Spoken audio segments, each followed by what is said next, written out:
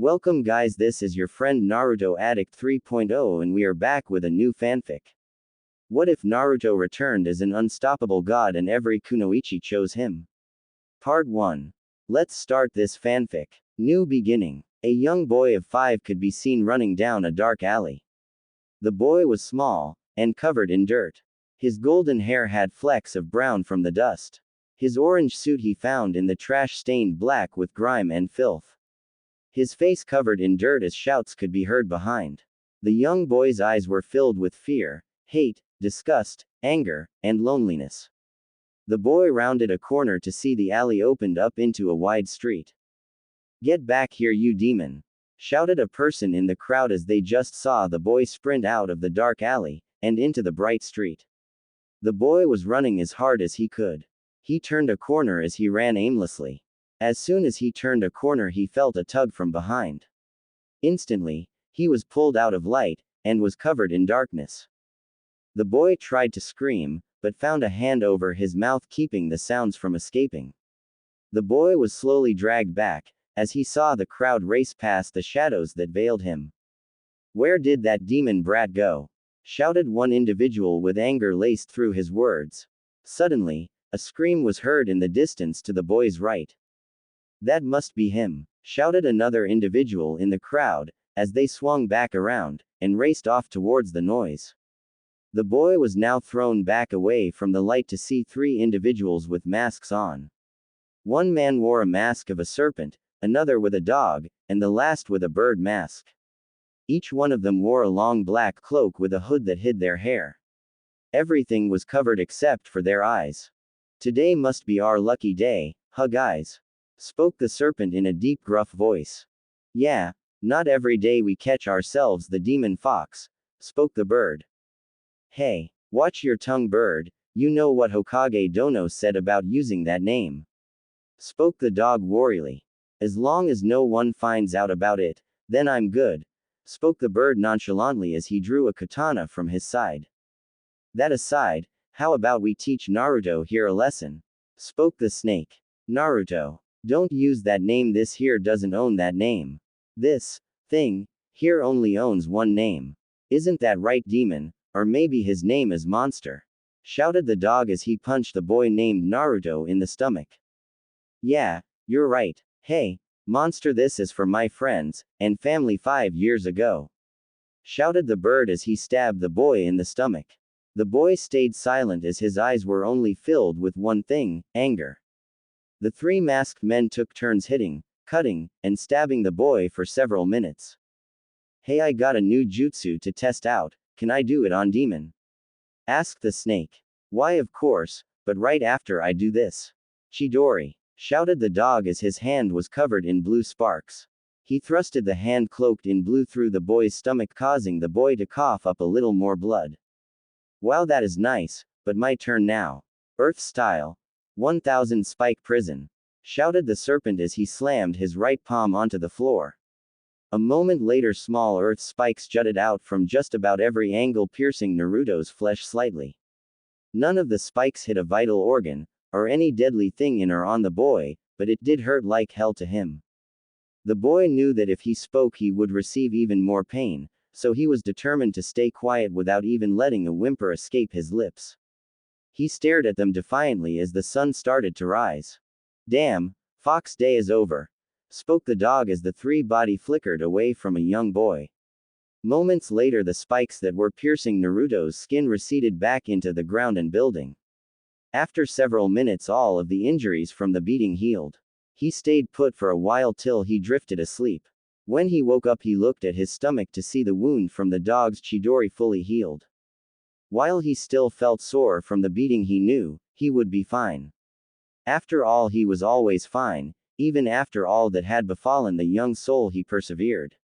"Hey Q-chan, you there?" asked the boy out loud as he dusted himself off. "Yeah, Naruto-san, what do you need?"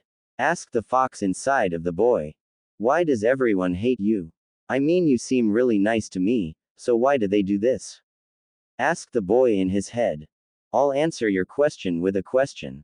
How many seal masters exist in Konoha?" asked the beast inside of Naruto's head. "One," thought the boy quietly. Right now, no, the toad sage isn't in Konoha, there are none. So would you trust something you didn't understand? Asked the Kyuubi calmly as it waited. It depends, answered the boy calmly. Exactly, and in this case the distrust is at the level of hatred, so I will give you two options to this problem, spoke the beast calmly. What are the options? Naruto asked skeptically. The first is that you leave Konoha, and either I train you, or we find someone else to. The other option is that we stay, and you endure the glares, beatings, scorn, and verbal abuse while I train you secretly. It's up to you, responded the beast calmly. I want to. Alpha, I want to stay, and learn from you, responded the young boy while flinching in anticipation of the possible rage of the red-headed fox. If that is what you want, although you may regret it later, but on to the first order of need to get you training supplies, and I doubt that stupid Hokage will get you any. So what you're going to have to do is find the items, spoke the Kyuubi in response to the boy with a loud sigh afterwards. Okay, what do I need to get? You are going to need some kunai, shurikens, senbons, paper, and some ink. Also if you find a weapon of some sort that would help a lot. Okay, I'll start right now, thought the boy with determination as he set off to find all that the Kyuubi had told him to get, as well as some food. The boy looked around frantically for anything that might be of use in training. He searched high and low, and in any trash can he could find. He searched on the floor of the city. Yet all his wandering only produced 3 kunais, a single shuriken, and 5 senbons. He managed to find several scrolls with writing on them that he couldn't read due to being illiterate, and he found a brush. Even though he found a brush to write seals out, he did not find any ink for the seals. His hopes though rose greatly that day. He had found several loaves of fresh burnt bread after a new apprentice at the bakery overcooked the pieces. He had also managed to find a half-eaten apple. All in all, Naruto called the day a successful day. After eating the apple and taking a few bites out of his 3 loaves of bread, he went to the top of the Hokage monument, and he went into the forest above. He walked in the dense oak-ridden place for several minutes till he came upon a single ginkgo tree. He quickly ran up to it till he found a small depression in the wood. He pressed his palm up against it. Hey Q-chan, can you please push some chakra into my right hand? Yeah, give me a second, I just woke up, spoke the redhead with a loud yawn. Why do you sleep so much? Asked the boy curiously as a small amount of red enveloped his right hand. Because you are constantly getting hurt, so I have to keep you healthy, spoke the Kyuubi in a slightly angered voice. Okay, spoke the boy quickly as to not increase the sleepy demon's wrath any more. After a few more moments, a loud crack sound could be heard. Naruto looked behind him to see the floor start to open. He quickly ran into the opening as it had begun to shut. As he entered the dark room, it suddenly lit up in a brilliance of red, yellow, and orange. He walked down the stairs, and into a small plain room that had several chairs, a table, and several seals on the white walls.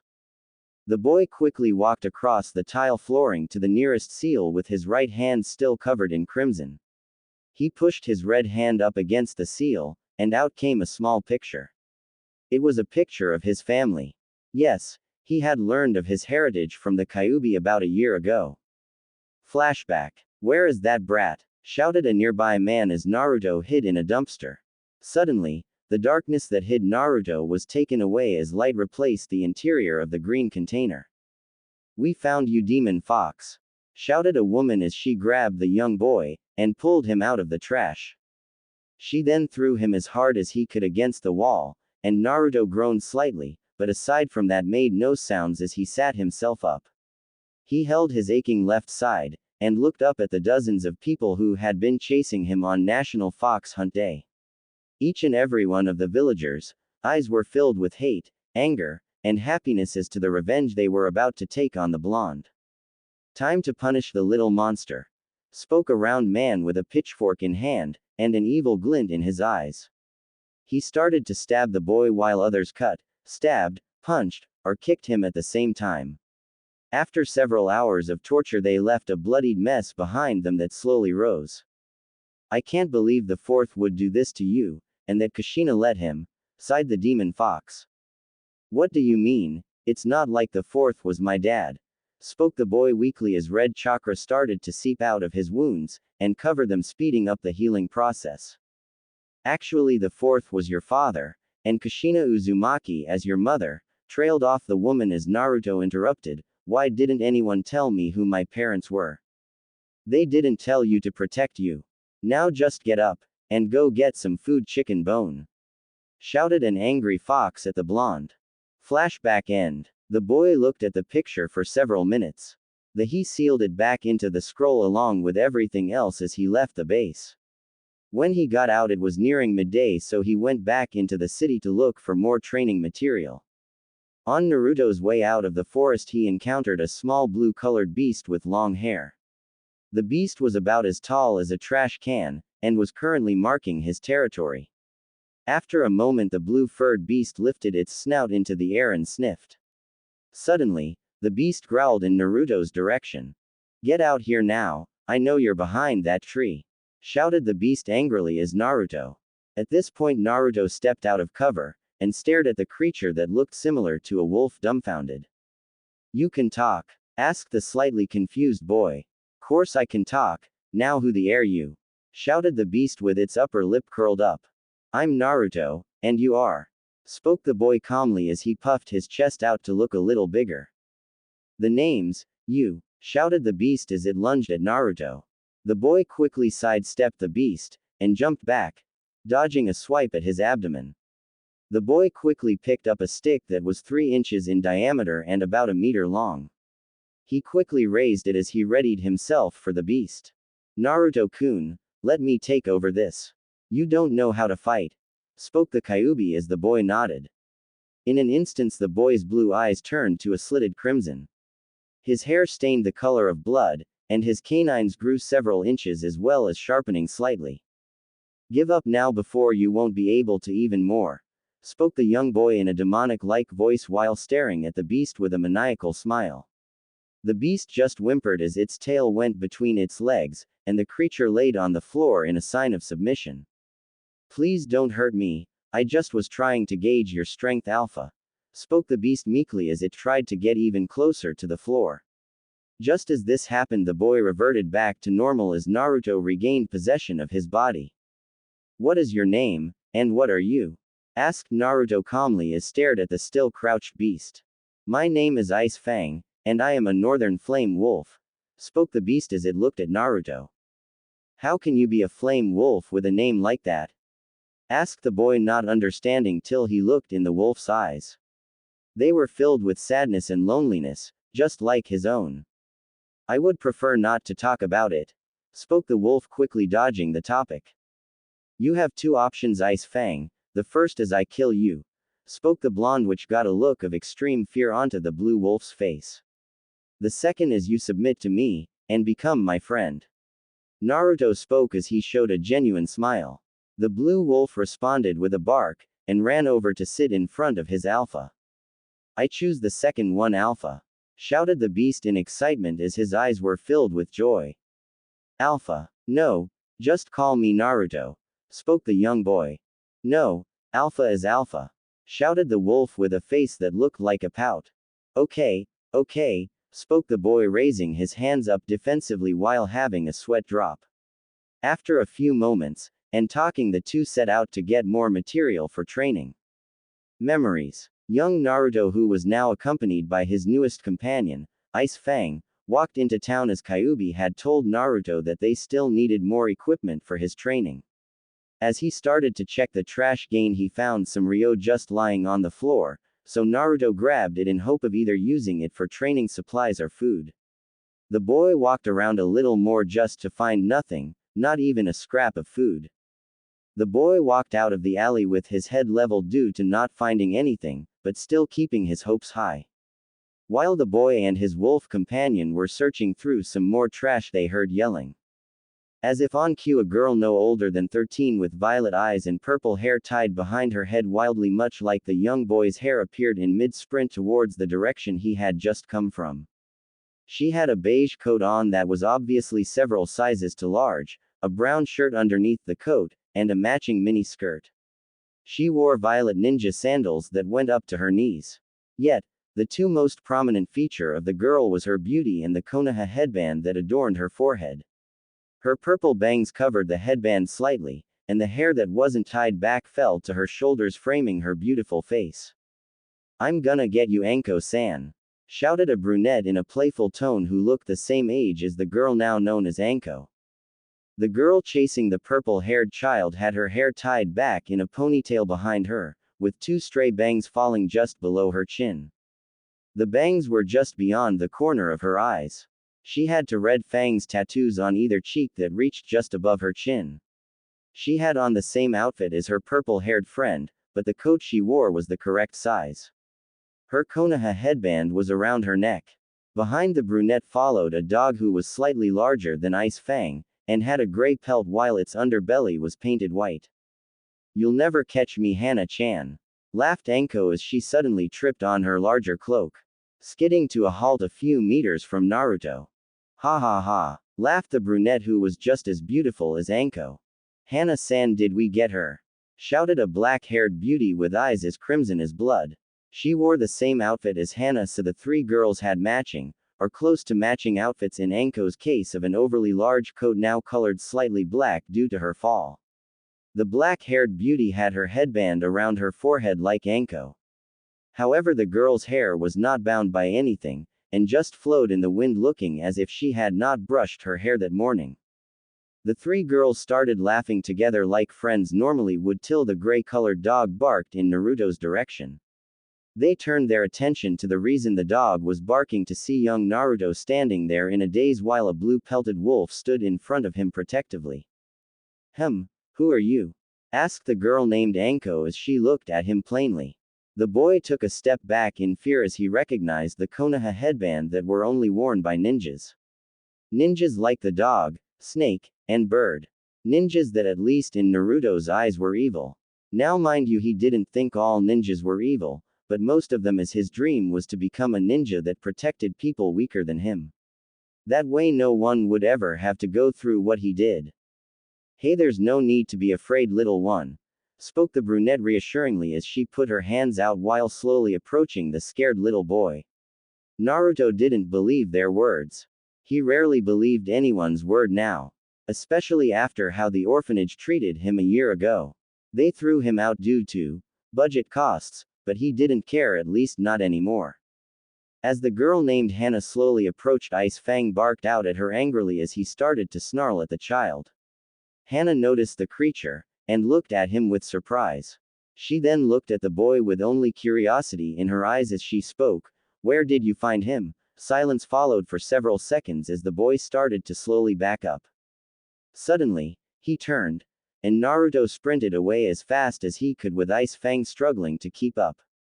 As soon as he made a dash for it, the three ninjas started to chase him as they had several questions for the boy who clearly needed a bath. The ninjas were slowly gaining on him due to their age and experience that was until Naruto came up with an idea. He looked behind him to see Ice Fang just behind him. Naruto slowed pace till he was right next to the blue creature. He jumped onto the beast back, much to the wolf's surprise. "Q-chan, I need help," spoke Naruto in his mind as the Kunoichi chasing him were now a few yards behind him. "Okay, but you owe me big time, kid. You owe me very big," trailed off the fox just as Ice Fang and Naruto were suddenly enveloped in a cloak of red. Ice Fang didn't question it as they suddenly doubled in speed. The Kunoichi stared in disbelief, but instead of giving up decided to chase him as if he was the demon cat Tora. They looked at each other, and nodded as they suddenly split off into different directions while only Anko stayed chasing him. After several minutes of running he had lost the ninja, so he sat down next to a wall. Ice Fang next to him as the beast breathed heavily from all of the sudden running. Naruto put his hand on the dog's head, and started to rub him as the beast looked at him happily. "Naruto, come here," spoke Q-chan as he was suddenly dragged into his mindscape. Naruto now found himself surrounded by a lush forest as Q-chan sat behind a thicket. She had crimson hair that was in 9 separate ponytails. 7 of the 9 stayed behind her head while 2 draped over her shoulder, one on either side falling to her elbows. Her crimson eyes were held in contrast to her plain kimono whose color matched Naruto's sapphire blue eyes perfectly. What do you need, Q-chan?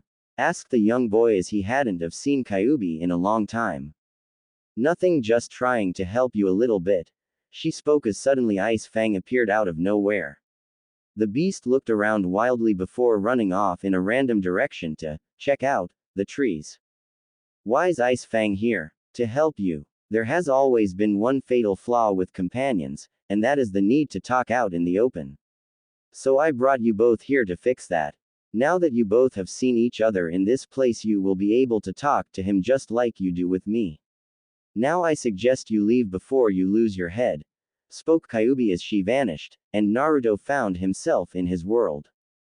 The boy had his eyes closed as he felt something cold against his throat. He opened his eyes to see a kunai to his throat as 3 pairs of eyes stared at him. Naruto quickly looked to the side to see the gray dog staring Ice Fang down. Oh man, I just want to rip his throat out, shouted Ice Fang into Naruto's head. Calm down, Ice Fang. Naruto spoke back as the beast suddenly looked at him inquisitively. Was that you, Alpha? Asked the blue wolf. You better believe it's me, spoke the blonde as the beast started to back up till he could feel Naruto with his tail. Now that you made us chase you, you better answer our questions, shouted Anko angrily as she stared down the boy. Calm down, Anko-chan, spoke the black-haired girl. Who are you? Spoke Anko, ignoring the other girl's words as she pressed the kunai into his throat just a bit harder, but not cutting his skin. Back away from Alpha, shouted Ice Fang as she suddenly leapt at the purple-haired woman. Just as he did, the other dog jumped at him, hitting him in mid-air, causing the two to fight. Did that dog just talk? Asked Anko wide-eyed as she looked in disbelief at the blue wolf who was now pinned to the ground by the larger beast. So I'm not the only one who heard it? Asked the black-haired girl. No, you heard right, Kunoichi-chan. After all, he is a northern fire wolf. That's why I asked. Where did you find him? Asked Hana as she looked into the blonde's eyes sternly. I found him in the woods. PP, please don't hurt him, stuttered the blonde as he looked at the two dogs in fear. We won't. Now why don't you tell us your name, and where you live? Spoke the brunette kindly as she pulled Anko's kunai from the boy's neck. Naruto saw this, and decided to trust them a little. I'm Naruto, spoke the boy meekly. And where are your parents? Asked Kurenai. Naruto merely hung his head low at this question as the three put 2 and 2 together, looking at the boy sadly. Where is your orphanage? Asked Anko in a softer, kinder tone as she looked at him with caring eyes. I live out here, spoke the boy plainly, much to the girls' disbelief as they stared wide-eyed. That's not possible. I mean, how can a 4-year-old take care of himself? Spoke Hana after recovering from her shock. I'm 5, and you'd be surprised, spoke the boy angrily. The girls looked at each other in disbelief at hearing this boy say he was actually a 5-year-old than what they thought was a old 3, maybe young 4-year-old. You sure don't look 5, kid, spoke Anko teasingly. Anko-chan, shouted Hana-eyed disbelief at the way her friend was treating the malnourished boy. Well, he is. So what if he looks young? You can still show manners. Maybe you two should calm down, spoke Kurenai suddenly as she approached Naruto slowly like a cat stalking a mouse. Naruto started to panic once more as his head was filled with images of beatings, but what he got instead was a surprise all its own. The black-haired girl was embracing him. His head was in her chest, hearing her steady heartbeat. It's all right, Naruto-kun. Just calm, relax, spoke Kurenai in a motherly-like tone. He looked up into her eyes to see them filled with care for him. After several minutes of talking, the two groups said their goodbye as Naruto was now happy to find 3 girls, and a dog to call friends. Naruto looked up into the sky to see it was midday, so he went back into town grabbing his ryo he had found on the ground earlier tightly. The boy looked through the city till he found the ninja shop. He breathed in deeply before pushing the door open. A bell rang out that the door had opened. Please give me 1 second, and I'll be right with you, spoke a rather large man with a brown curly beard and curly hair, brown hair. He wore a white shirt with a black vest, and dark olive green pants with a set of brown boots. The man spun around, and upon seeing the young Jinchuriki his smile faded into a scowl filled with anger. "Get out!" spoke the man quietly at first before shouting the words. His brown eyes were filled with malice as he grabbed a sword from the nearby rack of weapons, and ran after the boy at a surprisingly fast pace. However fast the man was though, Naruto was faster and had lost him. Just as he rounded a corner he saw the man standing there with a grin upon his face as he held a katana in one hand and a tanto in the other. Naruto turned around sharply to see a man wearing the traditional Konoha ninja attire with his headband covering the entire top of his head. He had wild brown hair framing either side of his face while a tuft of brown landed between his two eyes falling just to the bridge of his nose. However, the most distinct feature of this man was his hacking cough. "Hey little cough demon brat, cough," coughed the man as he struggled slightly to speak. "Come on Hayate, let's finish the little fox," spoke the store owner with an expression that held only happiness, and a promise of pain. The man the shop owner had called Hayate slowly drew a katana from his back, and held it firmly. He stared at the young boy with glee as he started to have a coughing fit. A blue wolf that stood in front of Naruto was snarling at the two as Hayate charged. He quickly hit the wolf in the head with the hilt of his blade, forcing him to sleep. Hayate charged forward again while shouting, "Crescent Moon Dance." His blade suddenly seemed to move slower, and the silver blade multiplied in the air. The man slashed as Naruto, leaving several deep cuts all across his body. Then Hayate kicked him against a wall just as a girl came round the corner. She had purple hair, and wore a pale mask of a cat. "Hayate, what are you doing? Why are you covered in blood?" asked the cat as she stared at the man, her hazel eyes piercing him. She then looked over to the wall to see a young boy bleeding heavily. She stared in horror at the scene before looking back at Hayate with disbelief. "This isn't what you think, he's the demon brat. I'm doing the village a favor," shouted Hayate in response to the nameless cat defensively. "How could you do this, Hayate?" spoke the woman before she suddenly knocked out the shopkeeper that was slowly approaching Naruto with his weapons raised.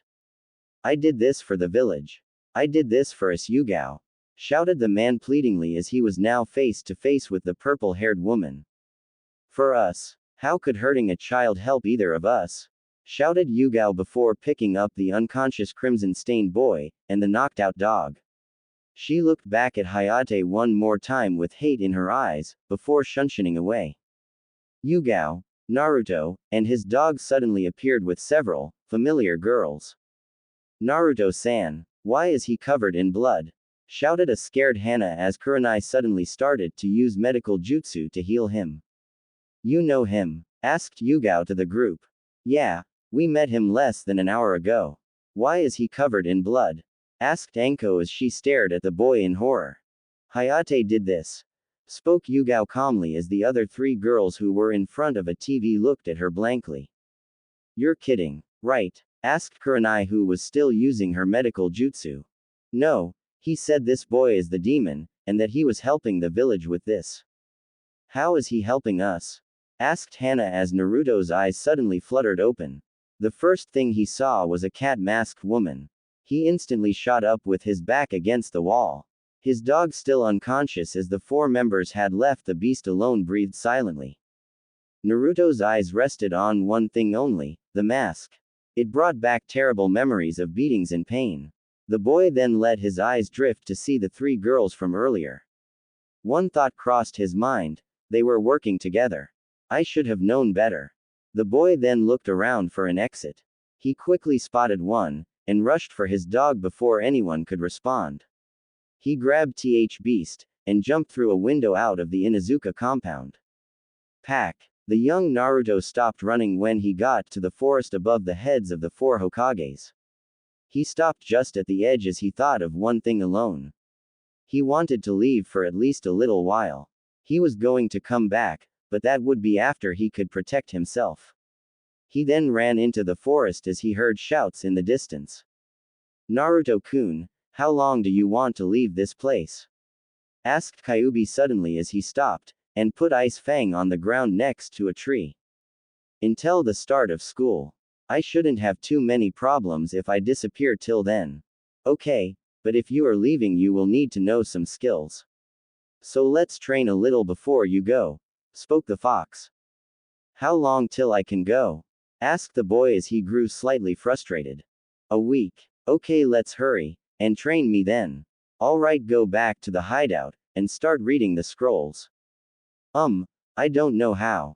How to what? To read, replied the young boy as he felt the demon in his head air body air whatever face palm. Damn, how'd I forget about that? Asked the fox rhetorically, which Naruto picked up on. So can you teach me how to read? Course, just go back to the base, and you'll be able to read in a day. Really? Course, now just get back to the hideout, shouted Kyuubi as they returned to the plain room. When they were inside, Kyuubi started training him, only not on how to read. She taught him something that would speed his training up. She taught him shadow clone jutsu. It started off with him questioning her as he thought it would start with teaching him how to read, however she taught him how to create a shadow clone. Q-chan, I got it, shouted Naruto as he finally could create several dozen shadow clones. Great job, Naru-kun. Now you need to get some rest, spoke the fox soothingly. But I want to train, shouted the blonde rebelliously. Later. Right now you need to rest before anything bad happens, spoke the fox sternly. What could possibly happen? Started the boy before he fell forward unconscious. I told you, spoke Kyuubi as Naruto appeared inside his mindscape. Okay, I got it, spoke the boy. He was tackled from behind by Ice Fang. Alpha, shouted the beast as he started to lick him uncontrollably. Okay, Ice Fang, please stop, I have some questions for you. Okay, Alpha, what do you want to know? You said you were a northern flame wolf, right? Yes, I am Alpha. What are northern flame wolves? I don't know, no one ever told me. I can shed a little light on this subject, spoke the crimson-haired beauty as she wrapped Naruto up in a hug. What is he, Q-chan? Asked the boy as he nuzzled his head into Kyuubi's double D-cup chest. A northern flame wolf is part of a species that dates back to the time of the Sage of Six Paths. Much like the 10 tails being split into 9 separate entities, there was a small species, as you can guess, called the flame wolves. These beasts were very dangerous as the power they had drove many of these loyal beasts to madness. Instead of being peaceful creatures, they turned feral, and attacked anyone on side, friend or foe. So the sage split these beasts that had the power to control all 5 elements into 4 separate entities. He created 4 new species, which were named after the 4 directions of the world: north, east, south, and west. He did this due to the affinity they had. They held the flame in their name as each, and every one of these wolves have an extremely high affinity for fire. Now a northern wolf has control over wind, south over lighting, west over water, and east over earth. But a unique thing about each is that they have their own bloodline limit, and chakra system that restores chakra. So they can actually use jutsus on their own. What are the 4 bloodline limits then? Now mind you that some clans have the same bloodline limit. With that I only know half. The western flame wolves have what people call blue fire, whereas the eastern flame wolves control lava. But let's get back on track. Before you can actually use any jutsus besides the one I taught you, you must get a handle on your chakra. So your routine will be to create 100 clones, and have them all try to walk up a tree. When they do that, have them walk on water.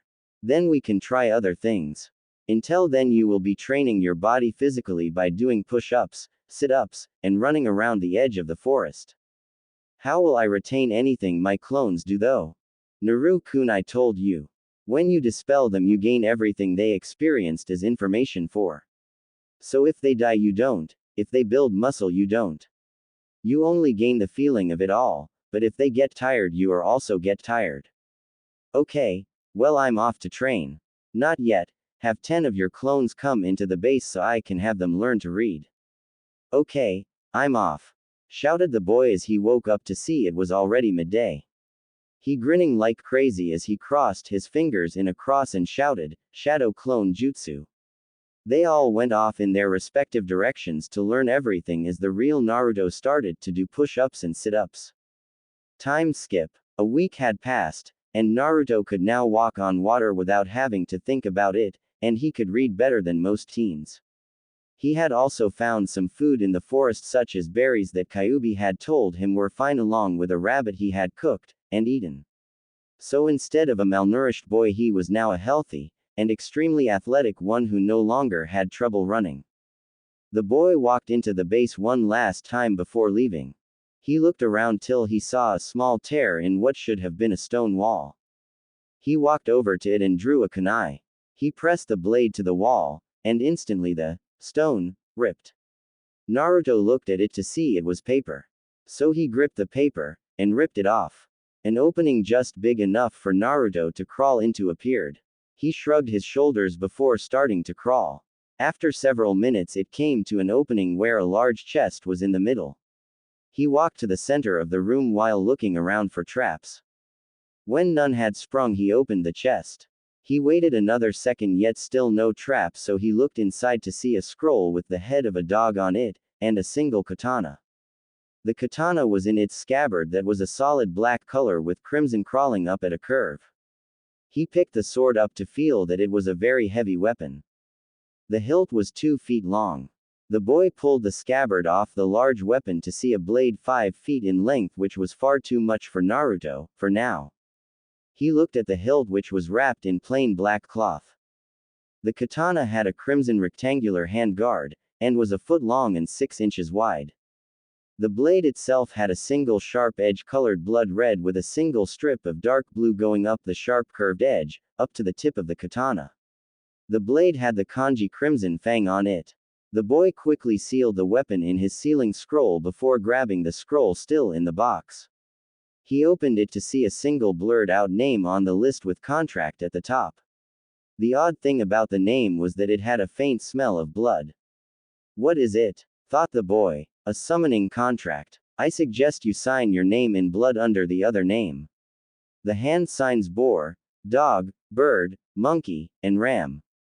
The slam your hand onto the floor, spoke Kyuubi calmly as Naruto followed the directions. A cloud of smoke appeared, and when it cleared, a dog stood in front of Naruto. The two stared at each other eye to eye as they were the same height. Who are you? Spat the pure yellow wolf. Naruto, and I think I'm your summoner. Only if you can pass a test first, grinned the beast as they continued to stare at each other.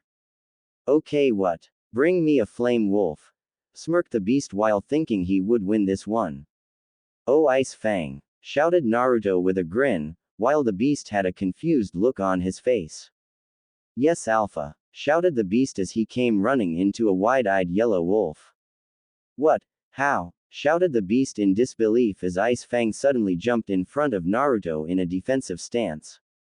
Who the are you? Snarled Ice Fang as his upper lip curled back. You win this one, boy. My name is Wind Cloak, and you may now summon the Wolf Clan. Although I doubt a boy like you deserves to summon us, trailed off the yellow wolf before he disappeared in a puff of smoke, leaving a dirty blonde-haired boy grinning. The boy walked out to the edge of the forest before he walked out of it into the city, followed by Ice Fang.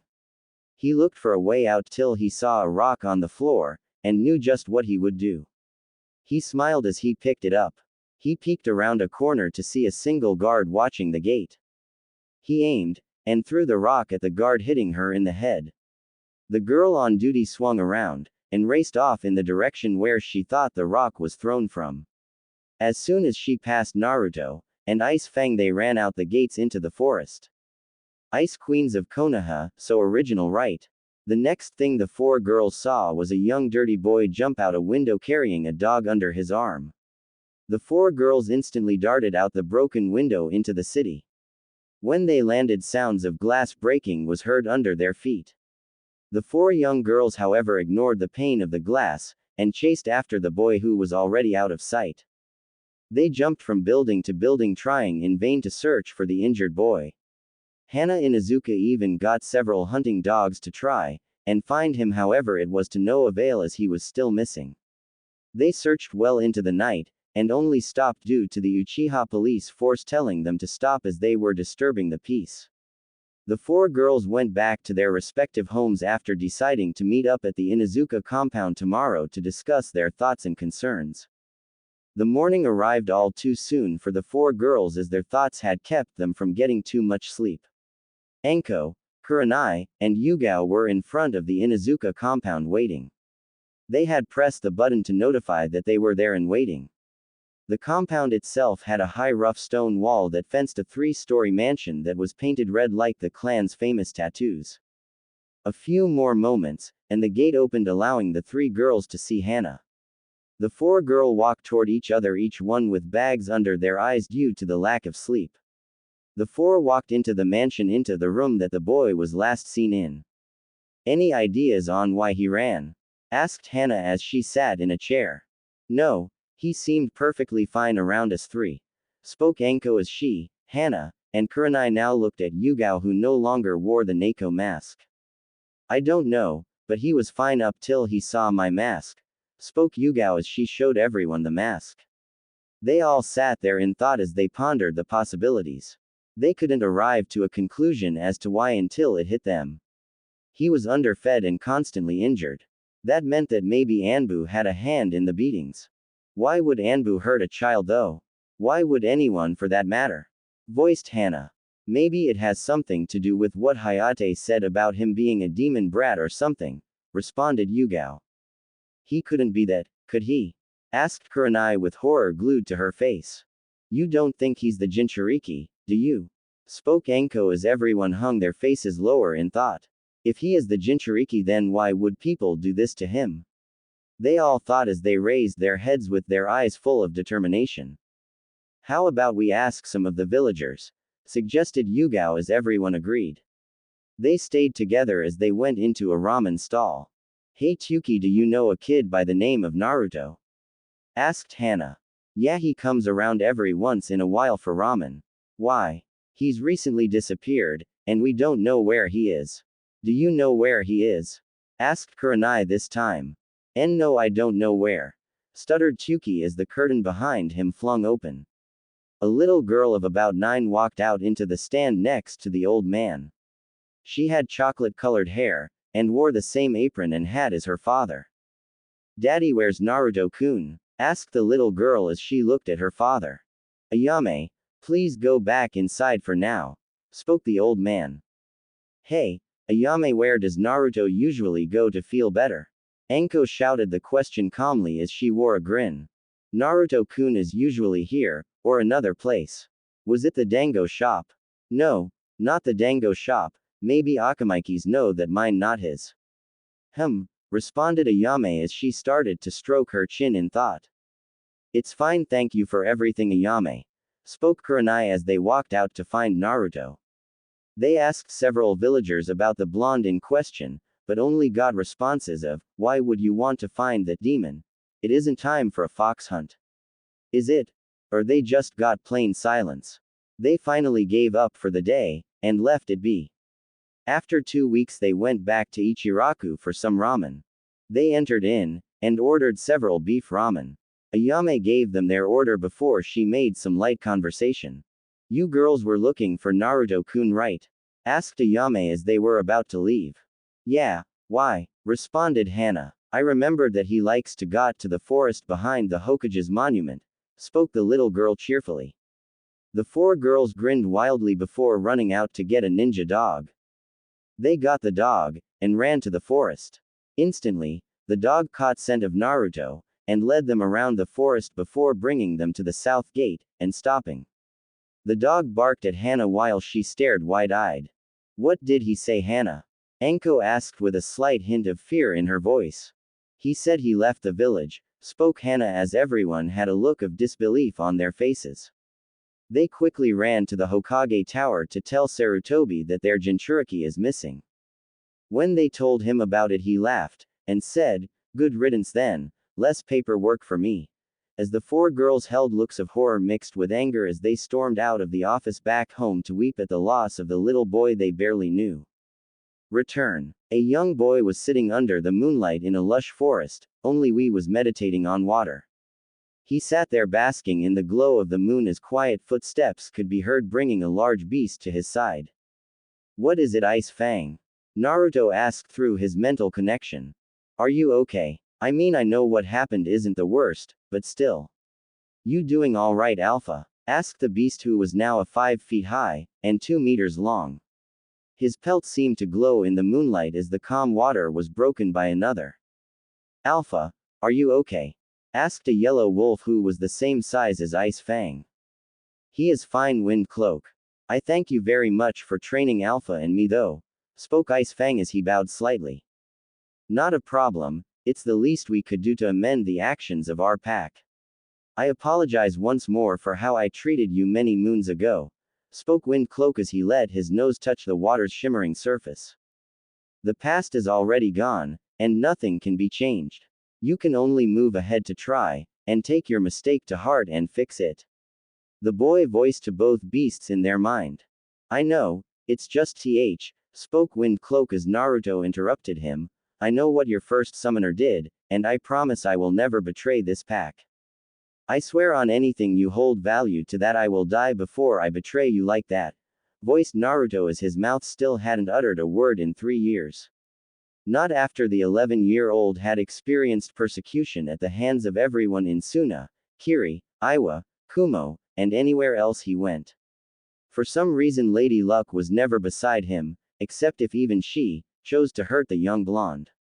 The boy sat up while looking into the night sky just as clouds moved in front of the moon, obscuring it. The boy held his emotionless look as he continued to stare for a while, thinking of how tomorrow would be. Today was the last day of his training if he wanted to even have a chance of graduating the academy tomorrow. He had chosen to enter the last day of the academy as very few realized all you needed to do was to pass whatever they gave for a test regardless of how old you were to become a ninja.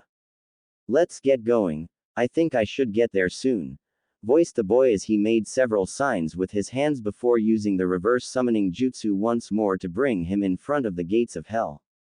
He was now less than 100 yards from what some would call home, but he knew it as one simple thing. A lower level of hell. The young boy had traveled the elemental nations just to experience the same thing anywhere he went. Everyone seemed to be able to sense what he held, and immediately they would perform the ritual in Konohanoa's, the fox hunt. The boy pushed the thoughts away as he pulled a mask over his face and pulled a black hooded cloak to hide his entirely black attire. The mask he put on was that of a wolf. The mask had 4 red stripes on it, 2 on either cheek. 1 under each eye, and the other went from the front corner to the back corner of the eye. The snout of the mask had a black nose with a strip of crimson running straight up till it got to the forehead. Then it turned into a red whirlpool before going straight up again. It had 2 ears with black etched into either ear to make another set of ears. Just go to my profile for a link. The boy walked to the gate to be meted by 3 Anbu members. One wore a dog, the other a cat, and the last bore a tiger mask. State your business, or lose your head, spoke the dog calmly as he eyed the wolf-masked person before him as they were all about equal height, except Naruto as he was just a foot shorter than the cat Anbu. Suddenly, a blue wolf appeared from behind Naruto while eyeing them cautiously. I am this man's frickin' interpreter, spoke Ice Fang before the tiger came upon him with a tanto in hand. The beast stood still as the tiger stopped in front of him with the blade sheathed, and eyeing the beast. Please continue, spoke the dog once more as his hand started to glow a faint blue. Alpha wants to know how the village has been since his absence. After all, he wouldn't be surprised if you yourself, dog, were to celebrate at his disappearance 5 years ago, spoke Ice Fang calmly. At this the 3 Anbu looked wide-eyed at where the masked man once stood as he was not there anymore. They turned around to see him laying on a roof staring at the moon. I would take it you are Naruto then, spoke Tiger with what the boy perceived as interest. That would be correct. Now can you please either take us to the demon of a Hokage, or let the boy get ready for his bloody school? Spoke the beast as the 3 Anbu looked confused. School? But isn't the final exam tomorrow? Voiced the cat as she looked at Naruto with disbelief. I guarantee he will pass. Okay, then he is free to roam around, But remember, tomorrow he comes to the Hokage's office after the exam, if he even passes, spoke the dog with venom in his voice as the other two continued to look at Naruto with interest. The boy stayed put, and fell asleep right there without anyone noticing. The boy woke up quickly, and then sealed his mask and cloak into a seal as he walked to the academy. He walked into the classroom as everyone eyed him curiously. Just after Naruto walked in, he was followed by Ice Fang, and a man with a pineapple-style brown hair, and a single large scar across the bridge of his nose. "Who are you, and what are you doing here?" asked the man who had walked in behind a large wolf. "This is Naruto and I am Ice Fang. He would like to take the stupid exam," spoke the beast calmly as everyone eyed the beast with disbelief as one boy in the center of the room stared at the dog with curiosity. "Did your dog just talk?" shouted the entire class as Naruto just nodded his head. "Hey Akamaru, will you be able to do that one day?" asked the boy calmly as he got a bark in reply. You smell familiar," spoke Ice Fang as he walked towards the boy with a hood over his head. Can you call him off?" asked the boy with a little fear in his voice as Ice Fang had begun to sniff the boy's head. "Ah, you're an Inuzuka, aren't you?" spoke the beast as the boy nodded. "Hi, I'm Kiba," the boy spoke as he held out his hand. "I'm Ice Fang, remember the name, little shit," spoke the dog crudely as everyone stared wide-eyed. "Well, technically you can take the exam and graduate, but as not usual. So you can take the test, but you probably won't pass," spoke the teacher. "He'll pass this stupid test just fine. Oh, and Kiba, tell Hana that Naruto says, revenge is a bitch, like her," spoke the beast as they walked to a chair, leaving a confused boy and class sitting there. A written test was passed out, and Naruto quickly finished it. An hour passed before the teacher came and collected the tests. He then called them to the gym one by one for a test. It was to do the body replacement, clone jutsu, and the henge. When Naruto's turn came up, he walked into the gym as he was guided by the man called Iruka-sensei by the entire class. "Do the Academy 3 please," spoke Iruka as Naruto did the hand signs while Ice Fang said the words. He did the 3 easily. "Okay, wait outside for the spars," spoke a man with anger. Naruto hated this man. This man was someone who constantly set up fox hunts in Konoha. He was Mizuki. He walked outside as spars started happening one after the other. Naruto waited till his name was called. He had to fight a kid by the name of Sasuke Uchiha. They both walked up and eyed each other. Hajime was heard, and Sasuke charged. Naruto stood still as Ice Fang stood next to him. "You gonna move, Blondie?" shouted Sasuke as he threw a punch to Naruto's gut. As the punch approached, Naruto turned and slammed a palm into Sasuke, sending him into the ground into unconsciousness. Everyone stared wide-eyed at what the boy had just done to the academy favorite. Iruka just stared in disbelief before he managed to utter the words, "Winner Naruto," as silence followed. The two got up, and Iruka called out names of who passed, and they all went up to grab a headband, including Naruto, as he walked away to see a lilac-haired girl with lavender eyes sitting on a swing by herself. As he was about to walk over to her, he saw Mizuki walk up. He pushed chakra into his ears to listen in on the conversation. "There is another way to pass, Hinata," spoke Mizuki. How?" asked the girl between sobs. "You can always take the backup test." What's that?" "All you have to do is go to the Hokage's tower, and grab the forbidden scroll, and bring it to training ground 44, and give it to me. This will show that you are worthy enough to be one of us, and you pass the test," spoke Mizuki happily while laughing at the prospect internally. Hinata just nodded before getting up to go prepare.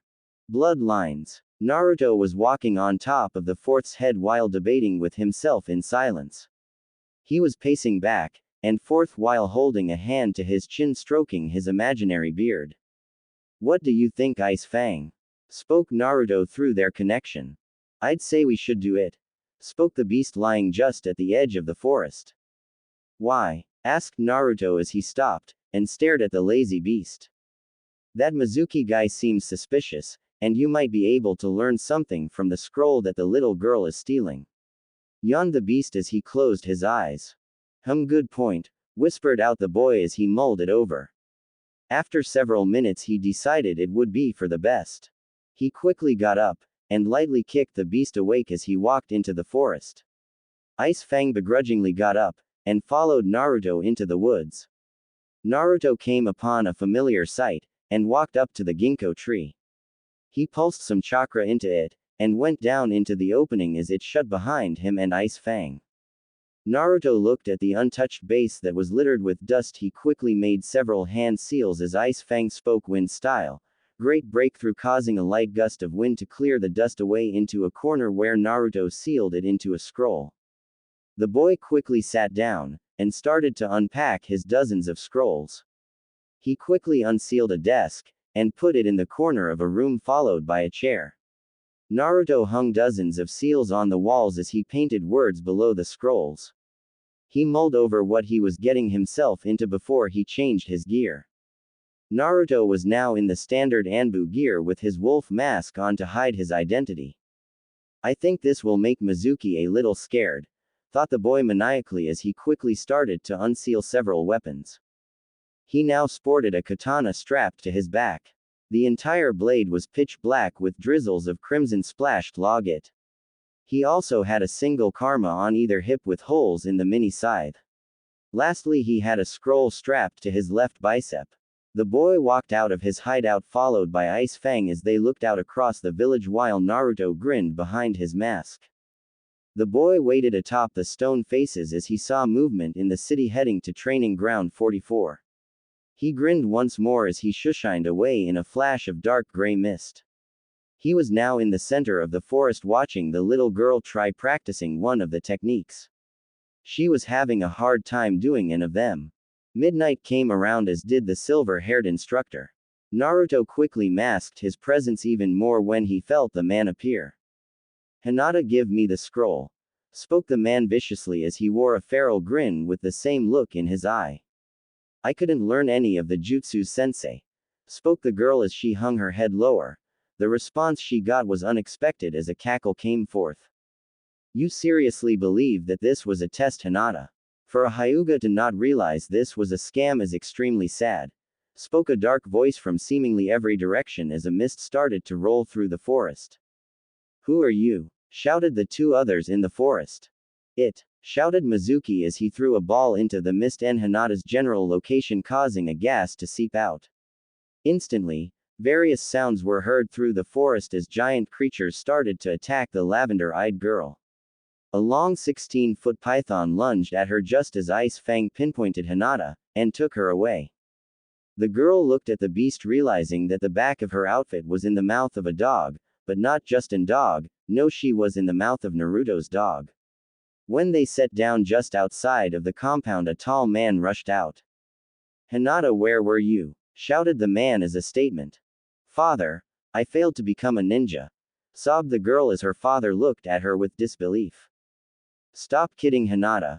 Iruka-san called me today congratulating me on your amazing work. He said he just forgot to give you this because they were out at the time," spoke the girl's father as he handed her a ninja headband. She looked at in disbelief as she hugged him. "Dad, Naruto's in trouble," shouted Hinata as she explained what happened to her father. The man quickly turned, signaling to his guards to follow as several white-eyed men appeared at his side. They quickly went in the direction where Ice Fang had come from with the beast in tow.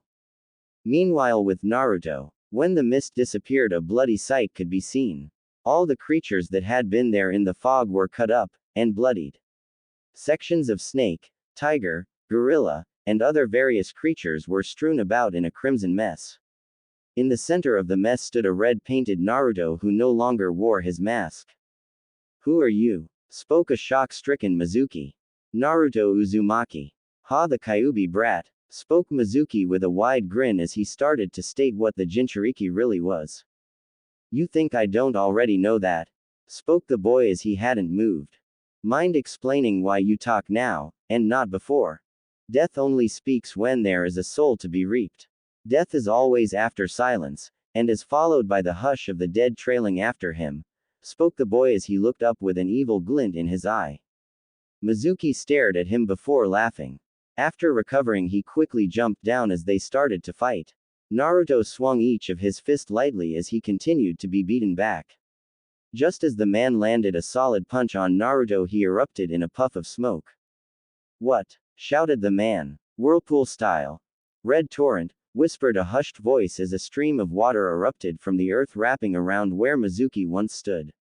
The blue-colored water slowly turned crimson as Mizuki could no longer be seen.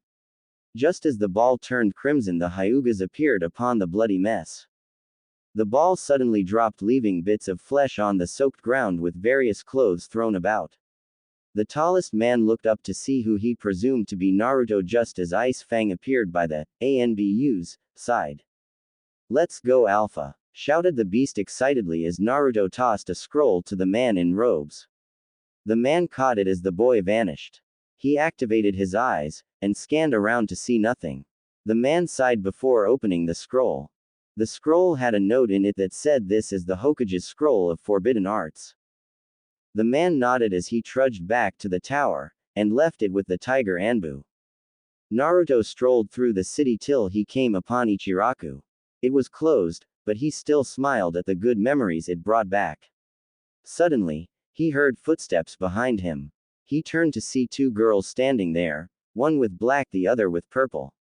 He turned to run, but was stopped by a cat-masked Anbu, and a brunette.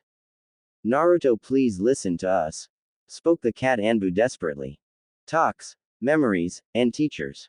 The young boy froze in fear as he knew he was surrounded. Suddenly an odd smell drifted to his nose, and seconds later Anko dropped to one knee grimacing in pain.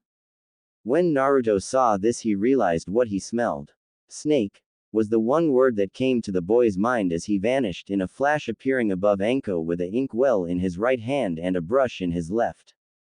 Instantly the boy found where the mark was, and went to work on seal it enough for now. In a matter of seconds a seal was made on her left shoulder. Naruto flew through hand signs before Ice Fang spoke out, "Holy suppression." A bright light filled the street as Anko no longer panted in pain. The other three people that had surrounded Naruto looked at him in disbelief as he did what all of Konoha could not in 5 years in a matter of seconds. Anko looked up in just as much disbelief till he realized what he did. He stared at his hands wide-eyed before running away. As he flew from rooftop to rooftop, he mentally scolded himself for helping someone who betrayed him. He glanced behind him to see the 4 girls in hot pursuit. Just as he turned his head, he tripped, falling into the street into something soft. He put his hands to push himself up till he heard a moan. He quickly lifted himself up to see he had fallen between a woman's chest. He blushed a deep shade of red that was visible to this familiar red head in a blue kimono. "There you are, Naru-chan," yelled the woman as she hugged him, all of a sudden slamming his head back into her double Ds. Then Ice Fang landed, and shook his head as he laughed. "Q-chan, I think you're suffocating Alpha, and also just hold him still, some girls are coming to talk to him," spoke the beast as he sat next to the two of them. "Oh, my Naru-chan has a few girls chasing him already. Geez, dear, you're such a lady killer," she teased before the 4 girls landed in front. "Q-chan, let me go," whined Naruto as he squirmed. At this, Q-chan gasped, and hugged him even tighter as he was no longer facing her, but rather the 4 girls were trying not to laugh at the scene in front of them. "My little Nar-chan talked in public," proclaimed Kyubi as she held him still. They stayed like this for a little bit till they saw Anko drop to her knees. "Thank you, Naruto-kun," spoke the woman on the ground as she bowed. This surprised the young man before he recollected his thoughts. "Alpha wants to know why he should believe you," spoke Ice Fang as he let a little snarl out. He knew what they really did that day, but he wanted to see if they really felt that way, or if they were just going to do what his Alpha misunderstood. "We never betrayed you," quickly shouted Kurenai. "You didn't betray me. Then what do you call handing me over to the masked creatures?" asked the boy out loud, much to the surprise of Ice Fang and Kyubi. "You mean me? No, I swear I wouldn't hurt you, and why would any other Anbu hurt you, Naruto?" asked the cat-masked woman. "You mean to tell Alpha you don't know whose lap he's sitting in, or that you never meant to hurt him, you little shits? If so, why did you bring him to that cat-masked lady? Spoke Ice Fang as he continued to play along, as it was now getting slightly hilarious for him. Whose lap are you sitting on? And no, we never brought you to her. She stopped Hayate from killing you that day. Then she brought you to us for help, spoke Hana. At these words, every gear in Naruto's mind started to click into place as the pieces of that day started to make sense now. I'm sorry then, but I still won't be able to fully trust you all, spoke Naruto as the others let out a sigh of relief.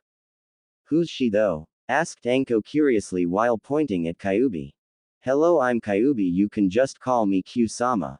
Sing-song the red-headed woman. At the mention of her being the Nine Tails, the other four tensed up. Don't worry, she won't hurt you, for now, spoke Ice Fang with a grin on his face. Wait, why do we call you Q-sama when Naruto-kun gets to call you Q-chan? Asked Anko. He's special to me, shouted Kyubi as she kissed the boy on the cheek. Stop, Q-chan, we got to go. I need some sleep for tomorrow, exclaimed the boy as everyone realized the time. Fine, we'll talk more tomorrow, spoke Ice Fang as they all nodded, and left to get some sleep. The morning came quickly as young Naruto awoke from the base he had left more than 5 years ago, yet it was comfy, secure, and comforting. Naruto got out of bed much to his desire not to. He quickly got dressed in a dark black Anbu shirt with matching pants. Over the entire outfit he wore a black cloak with a hood. Then he left without a word, leaving his two companions to sleep the day away. He walked into a little stand that seemed to be slightly disheartened for some odd reason. He looked up to see Ayame, and old man Tuki. He smiled wide as he looked at them. They turned to the cloaked blonde, and gasped. Naruto-kun, exclaimed Ayame as she jumped over the counter, tackling the blonde with a bear hug. Hey, Ayame-chan, spoke the boy in a low voice that held happiness. Naruto-kun, where have you been? Shouted the woman with a stern look as Naruto mouthed the words to pork ramen to the Tuki, who smiled wide at having the boy back. Off on an adventure, the boy shouted with a bright smile as the girl smiled back. Okay, but you better tell me about these adventures then. Food's ready, Naruto, shouted the old man from the back as Ayame got up and brought his food to him. Naruto got to the counter, and just asked about what's been happening in Konoha. He listened intently till Ayame mentioned something about a fight in an alley with several Anbu involved. The mention of this caused Naruto to lose focus on Ayame, and to remember a similar incident. Flashback. A young boy of 9 could be seen wearing full black walking through a forest up to a walled village. The village had many mountains and hills that were only dominated by one thing, clouds. The boy stared at the clouds, and smiled as the sun was blocked from view by the clouds, cascading a hazy feel onto the village. The boy walked up to the gates. As he looked at the guards, they looked at him with curiosity. They started whispering things to one another till they nodded to each other. Please follow us, spoke a masked man who suddenly appeared behind the boy. He looked at the figure who wore a mask of a dragon. He had a hint of fear in his eyes as memories rushed through his head, yet he remained calm. Okay, spoke the boy briefly as he was led to a tower in the center of the village. As the two people were arriving just in front of the large tower, the Anbu led him to the right with the excuse of, the wreckage is not currently in the tower. The boy was led into an alley as another two people appeared. These two masked figures bore a mask of a boar and a snake.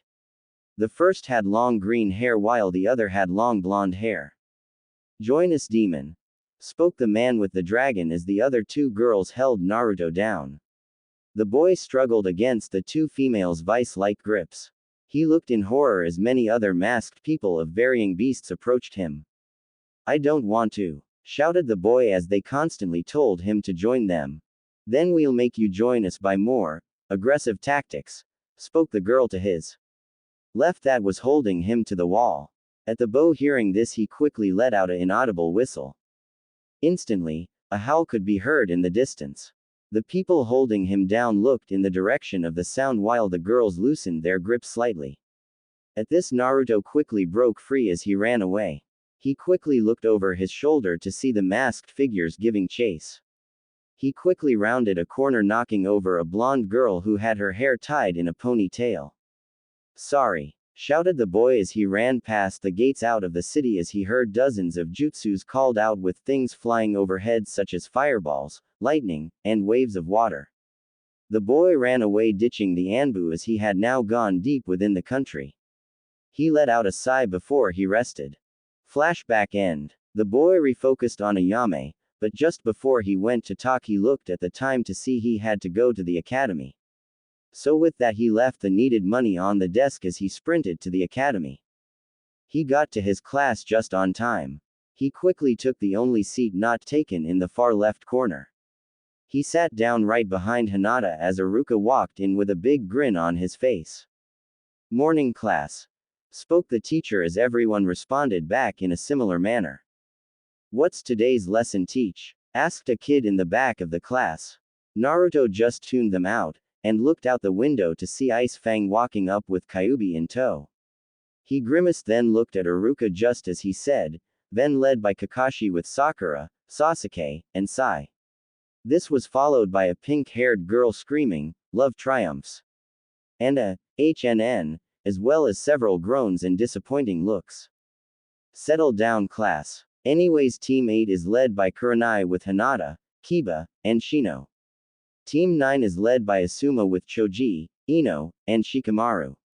Your new teacher will be here shortly," finished Aruka as he looked up to see Naruto with a hand up. "Yes, Naruto?" asked Aruka as Ice Fang walked into the classroom. "What team are Alpha and me in?" barked the dog. "Oh, that well, the Hokage said to go talk to him. Something about too much evil in the tower," spoke Aruka as Naruto nodded and walked out. The boy quickly went to the tower, then into the Hokage's room. "You wanted to see me?" "Ah, yes. Due to you not having been in school as long as the others, I have decided to have you do simple D-rank missions, and to learn from various other teachers to improve your level to sufficiency. So basically, because I entered last minute, I screwed the whole amount of students up, so you had to think of an alternative, and due to being lazy, and having evil to deal with, you decided on this, because it would decrease the amount of paperwork, right?" spoke Naruto as the man just stared wide-eyed at his careful deduction. I choose to retain information regarding that, and also here are the teachers you can choose to learn from for now," spoke the Hokage as he put out 5 papers. The 5 papers had the names Anko, Ibiki, Hana, Hayate, and Guy. What would each teach me? Anko would teach stealth, survival, poisons, and how to use kunai and shurikens. Ibiki would teach interrogation. Hana would teach chakra control, medical ninjutsu, and tracking. Hayate would teach kenjutsu and gathering intel, and lastly Guy would teach you taijutsu, spoke the old man. "I'll pick Ibiki as my first teacher," spoke the boy as the old man had an appalled visage. Naruto just ignored him, and picked up the paper with Ibiki written on it. The boy looked at the paper that said he could be found at the prison, so Naruto started going to the man. He walked down the dark stairs where screams of pain could be heard. Naruto walked up to an iron door, and opened it while Ika Fang spoke, "Naruto here to be taught." "Ah, so you are the student. I thought you would start with something more relaxing," spoke a man with scars covering his face. "Alpha, I leave you with this man," spoke Ice Fang as he walked out. So what do you already know about the subjects I am teaching?" asked the man. "I don't know much about interrogation," spoke the boy as the adjust smiled wide with glee. "This will be very fun," thought the sadistic man with glee. Time skip. Naruto walked out of the prison again as he had finally finished his course with Ibiki, and he was slightly sad at this. He now saw the man as more of a father figure he never had. A messed up and sadistic father, but a father nonetheless. Ibiki and Naruto had grown close through the inflicting pain upon prisoners, and gathering intel on what Kakashi looked like without his mask on. Unfortunately, he never figured out what was hidden beneath the man's mask, but he figured he's find out one day. The boy walked up to the Hokage's tower as he was ready for another teacher. He walked in to find the Hokage sitting in his seat signing papers that seemed to grow by the second. The man was sweating rivers at how much of an exercise he was getting by just signing things. The man looked up and handed the boy a stack of 7 papers while he said, "Choose one," and got back to signing papers that were starting to touch the ceiling. The papers Naruto looked at had asterisk Yugao, Kenjutsu and speed training, Hana, chakra control, tracking, and medical ninjutsu, Kuronai, genjutsu and chakra control, Kakashi, elemental ninjutsu, Gai, strength training, speed training, and taijutsu, Hayate, kenjutsu and intel gathering, and Anko, poisons, stealth, and survival, written on the papers. Hokage, I'll choose. Broken fangs. Hokage, I'll choose. Hey, Alpha, is it time to choose the next teacher? Yeah, why do you ask, Ice Fang? 'Cause it's my turn to choose, and we need to go see Hana, shouted the beast. Fine, you heard us, Hokage. Ah, okay, I'll inform her, spoke the old man in a worn-out tone as if he was being hypnotized by the work in front of him. The boy looked at him skeptically before beginning to walk out. Wait, Naruto, I have one question for you, spoke the old man in a deadly serious tone as Naruto stopped and looked back at him. Yes, what restaurant would you suggest for really good food? Asked the man as the wolf and boy both fell over. Ichiraku's, spoke the boy as he ran out to escape any more stupid questions. I thought so, spoke the old man darkly as he wore cynical grin. Naruto was walking down the road at a very leisurely rate as he went. A sudden gust of wind pushed him forward, slightly knocking him over. He looked up to see flashes of black fly forward. What was that about? Beats the shit out of me, responded Ice Fang as they started to walk to Ichiraku for some ramen. When they finally got there, they were greeted by orange and red instead of a calm busy stall. Smoke billowed from the flames as a girl no older than 19 came stumbling out calling for her grandfather.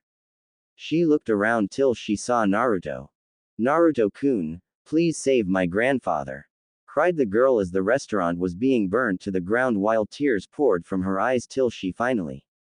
The young boy looked on in horror as someone he cared for like a dad came running out in flames. The old man could be seen swatting himself and trying to put the flames out as he suddenly stopped, and then fell to the floor in a heap of burning ash. The boy slowly began to cry till he heard shouts from nearby. He turned in hope of having help to put the fire out. There's the demon, shouted one woman as a horde followed behind her. They came bearing clubs, knives, broken glass bottles, and various other weapons. Get him, shouted another in the crowd as they charged the boy. Ice Fang, put her somewhere safe, shouted the boy as he sprinted away while the wolf jumped from roof to roof with the unconscious woman on his back. All the while Naruto was jumping from shadow to roof and back trying to hide. He finally lost the villagers, so he hid in his base he had before he left the village.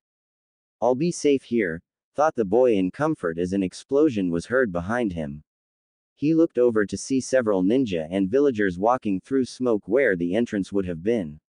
They all wore sick grins as they walked towards the scared boy, each person holding a weapon of sorts. They beat him viciously, leaving him drenched in his own blood in a near-death situation. He slowly drifted into a coma as he heard footsteps getting louder with each passing moment. The boy descended into darkness with one thought on his mind. This all happened because I spoke. This all happened because I told someone something they wanted. My own mouth betrayed me, thought the boy as he kept reciting it in his mind, slowly thrusting his heart into darkness. The boy woke up, and slowly looked himself over to see that he was covered in bandages. He looked to the side to see Kyubi sitting against a wall. He looked at her gratefully before he stood up. He slowly walked forward, and looked around. He looked for several minutes till he found a black board with a small amount of chalk. He picked them up, and slowly trudged out as the sun bore upon his figure. He looked at the rising sun with an emotionless expression adorning his face. His eyes held look of sorrow as he trudged into town with his black robe hiding his cut-up and crimson-stained clothes. The boy walked up to the old burned stall to see it was now ashes. The boy had a faraway look in his eyes as he crouched down and grabbed a handful of ash before a single tear fell from his eye. This is all because I spoke a single word, thought the boy as sadness washed over him. He quickly sealed away the handful of ashes before walking away as a single figure followed him.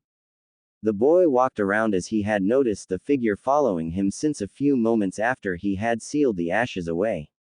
He quickly rounded a corner as he stopped, suddenly unsealing a single kunai from a seal on the inside of his robe, much to his amusement at the thought of irony. If you don't get the irony, then go read some other fanfics for the actual irony. As soon as the figure rounded the corner, Naruto grabbed the figure with the kunai to the person's neck. The figure stopped abruptly as not to get their throat cut. "It's me, Hiyashi," spoke the man with a slight amount of surprise in his voice as he slowly pulled the hood back to reveal his face. Naruto took a step back in response as he eyed the man with an expressionless look. Naruto quickly scribbled the words "and why were you following me?" onto the board. "Why did you save my daughter? We never did a thing to help you, yet you helped her anyways," spoke Hiyashi coldly as he examined the buy. "It was for person gain," wrote the boy on the board. "Personal gain? So you didn't do any of that, because of any thoughts or other motives?" questioned the man with a raised eyebrow. "None whatsoever. Anyways, bye," wrote the boy as he quickly disappeared in a shushin. "Why did he talk to me through writing though?" the man questioned himself before walking back towards his mansion. The young boy robed in black walked around till he came back to the destroyed hideout he used as a kid. He looked at it with sadness as the events filtered through his mind once more. He knew they hated him, yet never once before had they actually hurt someone else. Naruto clenched both fists in rage as his mind began to focus on the betrayal of the Hokage. He had to make the Hokage pay, and he knew just how to do it. Missing. Naruto was walking back to his old broken hideout as Kyuubi came out. She looked at him with concern at seeing him out and about, but what she was more worried about was his emotional standpoint. "Are you okay, Naru-kun?" "I'm fine," wrote the boy as he walked past her. He walked straight to the back wall, and performed some hand signs before thrusting his hand onto the wall. It opened slightly to reveal the old chest he once found when he was younger. He had chosen to put it here for security reasons. He walked up to the chest, opened it, and pulled out several vials of red liquid. He popped the corks off of the 5 test tubes, and slowly smelled each and every one of them. He capped 4 out of the 5, and drank the one he left open. His eyes flickered red slightly, and then returned back to the sky blue color. "That time again?" questioned Kyuubi with a sad look on her face. Naruto's only reply was a mere nod of his head before he walked out of the base. When he got out, he whistled, and the next thing he knew, Ice Fang was behind him with a questioning look. Naruto turned around to see a little girl no older than 10 on the floor asleep. He walked up to her, and slowly started to rub her hair gently. The girl smiled slightly in response to this as if she felt happy. Naruto smiled slightly before remembering what happened to the one this little girl called her grandfather. Naruto picked the little girl up, and brought her over to Kyuubi, who seemed to understand what he wanted. So, Naruto walked over to Ice Fang, and patted his head, earning a look of happiness from the wolf. The young blonde boy then grabbed a handful of ash from his seal inside his cloak, and brought it up to Ice Fang's nose to sniff. The dog looked at his alpha questioningly before nodding. "What did you want to learn from this?" asked the beast curiously. Naruto resealed the ash before writing, "Who do you smell that you have smelt on my clothes before?" Asterisk. The only familiar smell was that of a man's. "Follow me," wrote the boy as he started running back to the burnt down stall. When they got there, the boy immediately started to dig through the ash, and came across 2 burnt chef hats. He brought the 2 to the wolf, who sat a few meters away. "Only one of them were here," replied the beast as he swiped his nose to clear it of the foul stench of burnt flesh.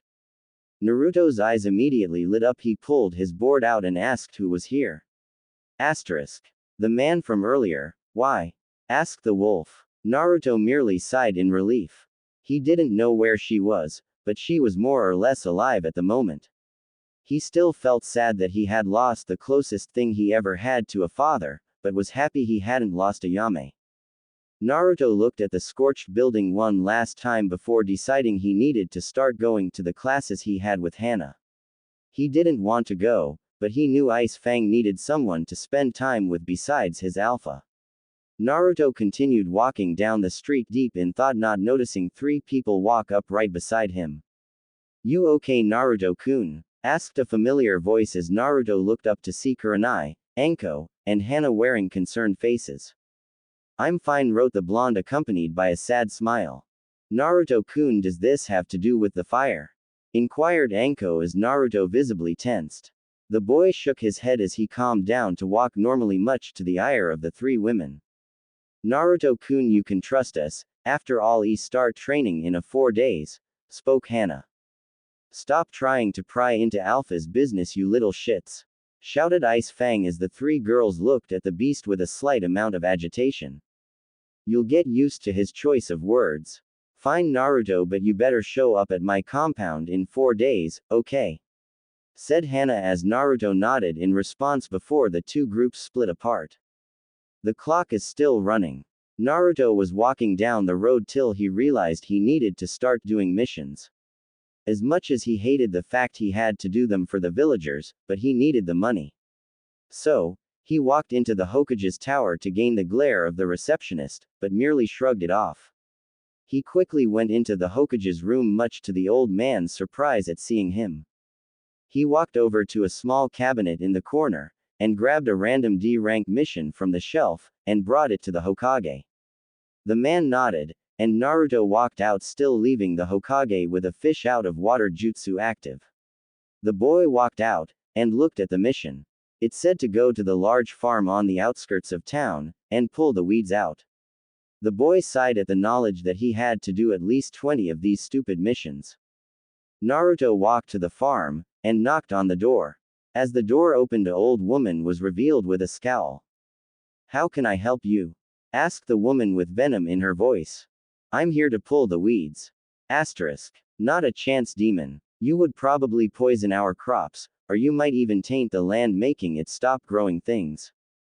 I'm here for the mission you requested," wrote the boy with a stern glare upon his face. "And I said no. Get the hell out, you brat. I am here for my mission. Asterisk. I don't care," shouted the woman as she opened the door, and backhanded the blonde. The boy turned his head back, and glared daggers at the woman. He spat at her bare feet before walking around a corner. Once out of sight, he made several hand signs before transforming into a brown-haired boy who looked constantly tired. He then walked up to the door, and knocked on it to have an angry-looking old man answer the door, this time while shouting, "We said to leave us the hell alone, demon." Then when he saw Naruto disguised, he apologized, and led him out to the farm, and watched as he pulled the weeds. Several hours passed till Naruto finished the job. He got the family to stamp the folder as Th Boy Shushined to the Hokage, and threw it onto the table. The man looked at it with disgust before paying the young boy 10,000 ryo. The boy looked at the money, grabbed it, and then walked out. He was walking back to the broken hideout here he last saw Kyuubi. He arrived to see her awake, and tending to the now awake brown-haired little girl. She looked at Naruto with a face that hinted a little fear before Kyuubi started to rub her head, and told her he was a friend of hers. Her demeanor then changed her to a happy face as she ran over to the boy, and hugged him. Naruto smiled at the girl, who was less than a head smaller than he, before he felt sick to his stomach. He grimaced in pain, before clutching it. "Naru-kun, what's wrong?" shouted Kyuubi as she ran to his side. The boy started coughing viciously before turning over, and coughing blood out onto the grass. "The second vial?" asked the crimson-haired woman as Naruto nodded while still coughing up a storm of red. Instantly, the woman dashed to the base, and grabbed the vial with the number 2 on it, and ran out. She sat the boy up, and uncapped the container. She then poured it down the boy's throat as he tried his hardest to not cough. The boy drank it as he grimaced from the horrible taste. He coughed a little more, but this time red didn't fly from his mouth. After a minute he stopped coughing, and started to breathe properly. He looked up at the sad-faced fox to see her near tears. Naru-kun, I think it's almost time, whispered the woman. The boy looked up at the woman and smiled before bringing up the board with 2 more days written on it. The kitsune smiled at him before smiling, bending over, and kissing him on the forehead. Okay, but only because you asked, Naru-kun, the woman whispered into his ear seductively as his eyes drooped shut, letting sleep take him once more. Finished. Naruto woke up as light beat upon his eyes. He opened them to see a redhead snuggled up to him. Today was the last day, no 12 hours he could touch her in this realm. All because of the stupid condition. He was brought out of his thoughts as he felt her grip tighten on him, and her face squint. She whimpered subtly as he snuggled closer to her, which seemed to relieve the girl as her face switched to a comforted one. He smiled at her, then wandered back to the events of the last few days. He had wanted to be with her as much as possible, so they had decided she would help him on his missions. Which as of now he had now 11 D-rank missions under his belt thanks to his shadow clones. So he was now eligible for a C-rank mission if accompanied by a sensei who gave their recommendation. Naruto knew that tomorrow he would start training with Hana, but he still wanted to spend time with Q-chan. That's when a pair of rubies fluttered open, and stared lovingly into a pair of sapphires. The owners smiled at each other till, much begrudgingly, they got up to get ready for this evil day.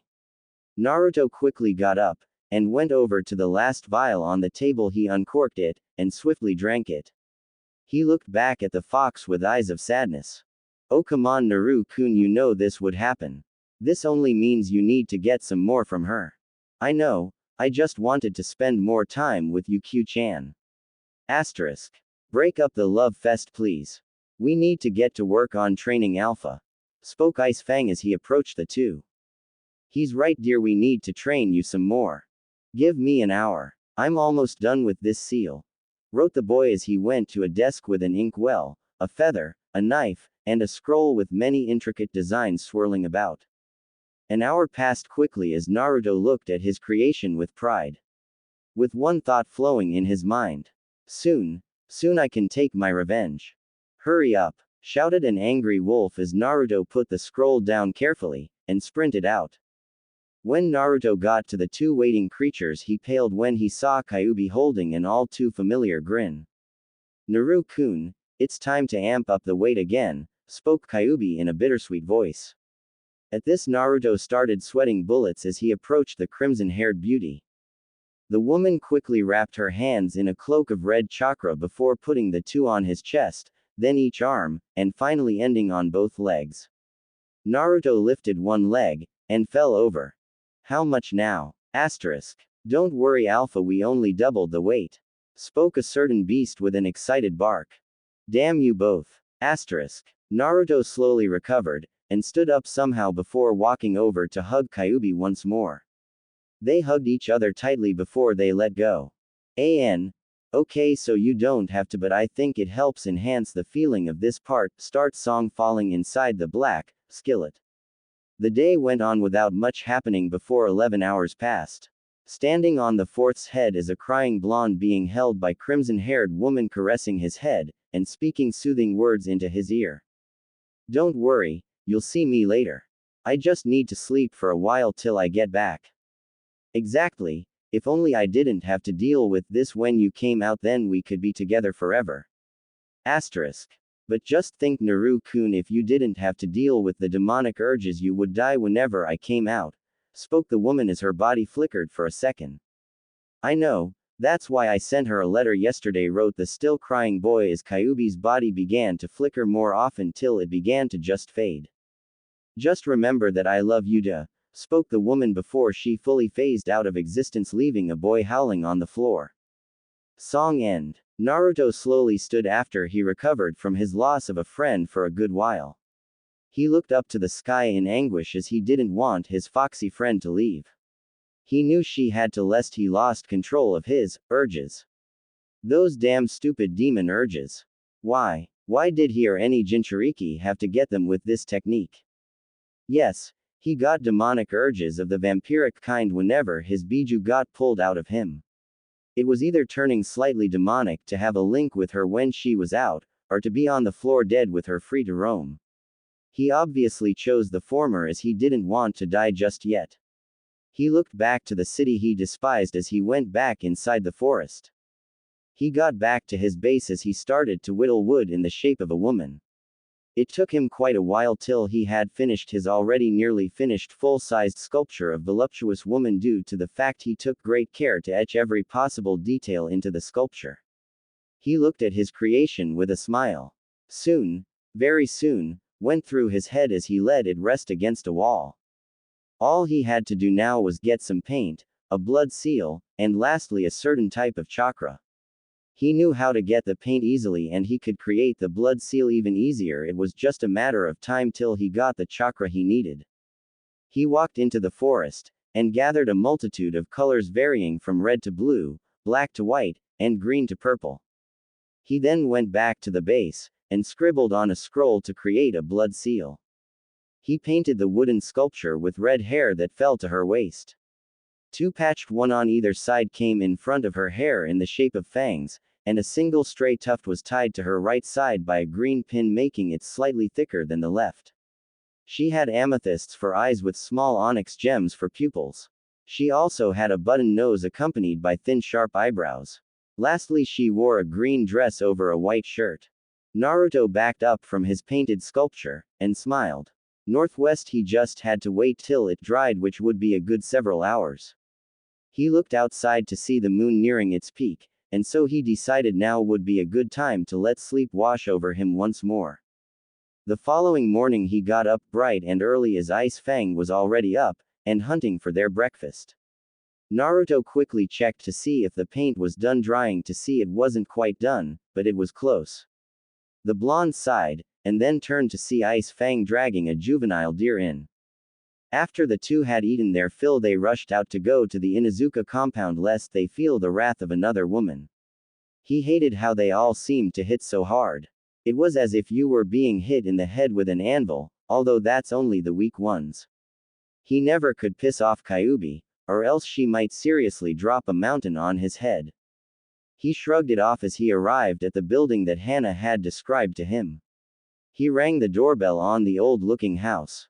A creak could be heard as an older woman with short spiky black hair similar to Naruto's own hair, two red fangs on either cheek, and black vertical slits for eyes. She smiled at him with a feral grin. "You must be Naruto," stated the woman as she looked at him closely, losing her smile as it was replaced with a curious look. The boy merely nodded in response to the woman as she led him into the house, and told him to wait as Hana was in a meeting for a bachelor. A few minutes later screaming could be heard, followed by the sound of glass shattering and objects being thrown. Moments after the sound, a shinobi within glasses was sprinting out of the house as fast as he could as an angry-looking Hana dashed out with a tick mark on her head. "Get back here, you damn pervert, and take what's coming to you," shouted Hana as she stopped just in front of her house. "Hana, Naruto is waiting for training in the living room," shouted Hana's mother as the girl had a surprised look on her face. She suddenly heard barking, and turned around to see her dog playing with Ice Fang. She smiled, then remembered Naruto, and walked back into the house. She got in the house to see a calm-looking boy staring at her. "Hi Naruto-san." "Hello Hana-san," wrote the boy much to Hana's surprise, but she didn't pride you to knowing how she, and most other people felt about it. "How are you doing?" "Fine. Can we start training?" Asterisk. "Excited are we?" "No, I merely wish to finish the training to take on more missions," wrote the boy as Hana was slightly angered that she didn't get the reaction she hoped for from her teasing. "Okay, let's get to work then," spoke Hana, and with that the day went on quickly as Naruto did the chakra exercises shown to him. She was surprised he knew them, and could already do them. So she started to teach him some basic tracking methods. After the day of 4-hour training was over, Naruto left, and took Ice Fang with him, who was very happy at meeting his friend once more over the many years. When they got home, Naruto looked at the paint to see it dried. He smirked as he put the blood seal on the abdomen of the wooden sculpture. He made several hand seals, and then passed out. He woke up with several different colored chakras in front of him. He saw light blue, dark blue, and finally red. He stared at the three intently till he grabbed the dark blue one, and closed his eyes. He awoke back in the regular world with one hand covered in dark blue. He quickly drew blood on his other hand, and swiped it across the seal before putting his chakra-covered hand onto the blood. The seal glowed red before it faded. He smiled, then grabbed the seal he made yesterday, and put it over the bloodied scroll. He took a step back, and smiled. The wooden sculpture seemed to become less like wood, and more like a real woman. Suddenly the woman fluttered her eyes open. "Where am I?" asked the woman. "Welcome home, Mom," wrote the boy before wrapping his mother in a tight hug. "Mommy in a mission. Who are you?" asked the red-headed woman who the blonde was hugging just as Ice Fang walked up to see the two. "Alpha, who is she?" asked the beast as Naruto let go of his mother, and looked at the wolf. "This is my mother Kushina. Mom, this is my friend Ice Fang," wrote the boy as he passed, slightly earning a chuckle from the sailor-mouthed wolf. "Son. When did I ever have a son?" asked the woman, instantly breaking the boy's heart. "Mom, it's me, Naruto. You know yours and the fourth's son. Asterisk. The fourth, as in Minato?" asked Kushina, earning a nod from the boy and dog. "Why would I have had a son with that asshole?" asked the woman, earning a single grin at the language and a confused blonde. "But you're my mother. Remember you died when Q-chan attacked the village." Asterisk. Q-chan. You mean Kyuubi? No, he's talking about some other nine-tailed fox, spoke Ice Fang sarcastically, earning a tick mark on Kushina's forehead. "When did Kyuubi attack, and why? She would never do that." "Wait, where am I?" asked the woman, earning two face faults due to just now realizing she didn't know where she was. "Do you not remember having a child, Mom?" Asterisk. "No, I never would have had a child with that bastard, and I definitely haven't done the deed yet," spoke the redhead shamelessly. "I think something's wrong," spoke the young boy in his head. "I know there is. I can smell ink shit on her, active ink." "What do you mean, Ice Fang?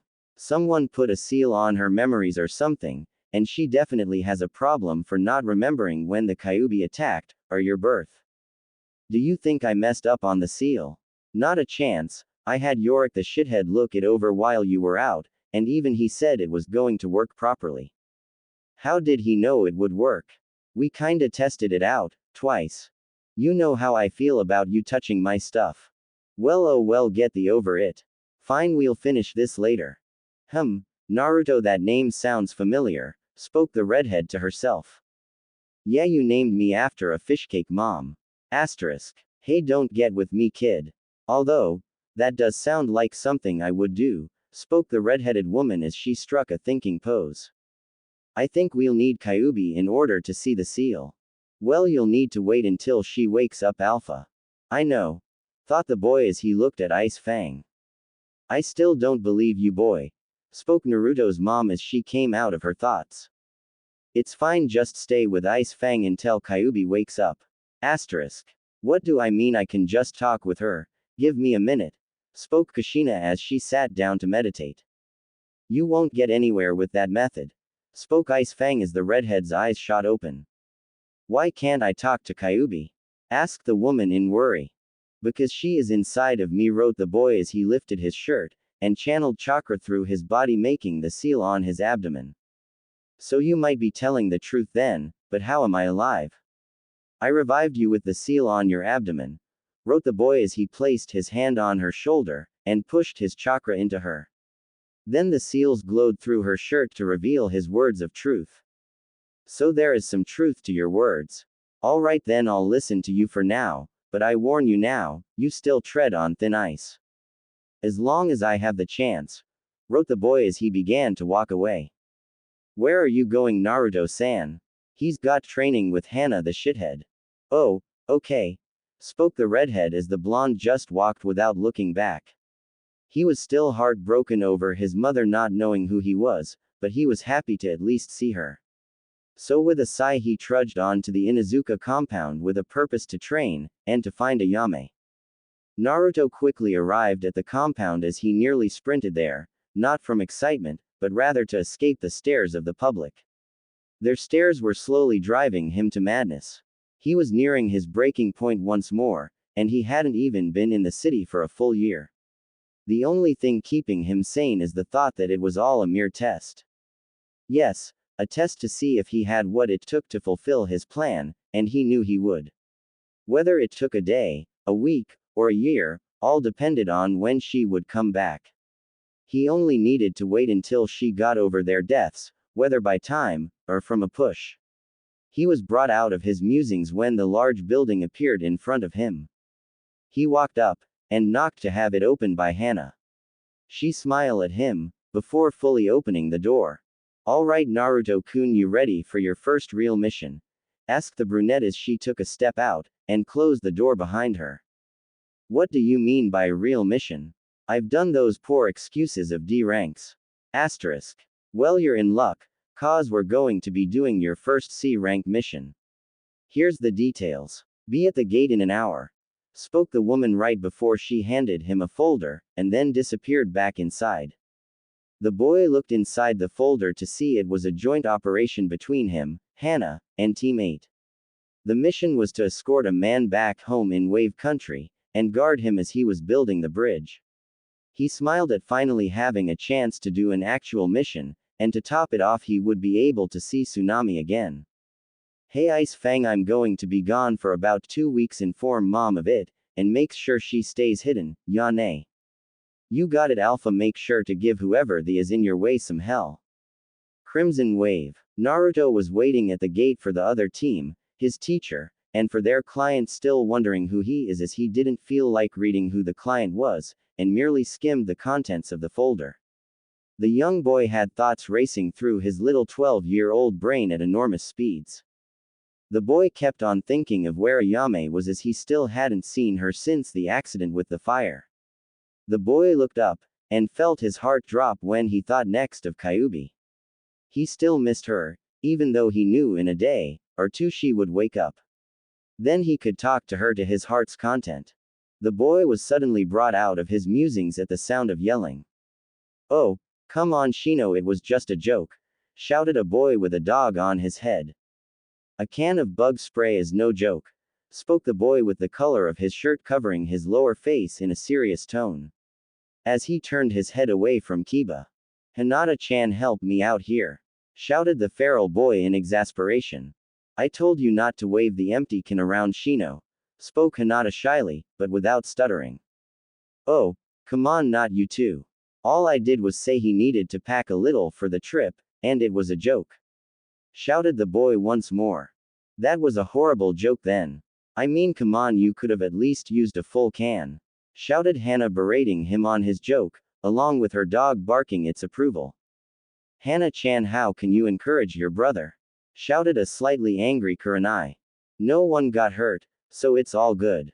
"Oh, hi Naruto-kun," shouted Hana as the group walked over to the boy with Kiba, and Shin still arguing, well, mostly Kiba as Shino was ignoring him. "Naruto-san, where is the bridge builder?" asked Kurenai as she walked over to the boy. "I don't know," wrote the boy as Kurenai nodded, already informed of the talking or lack of talking situation from her discussion with Hana. Flashback. 2 days ago. "Hey Kurenai-chan, Enko-chan, and Yugao-chan," yelled the Inuzuka heiress as she ran at her friends with a look of urgency on her face, and in her tone of voice.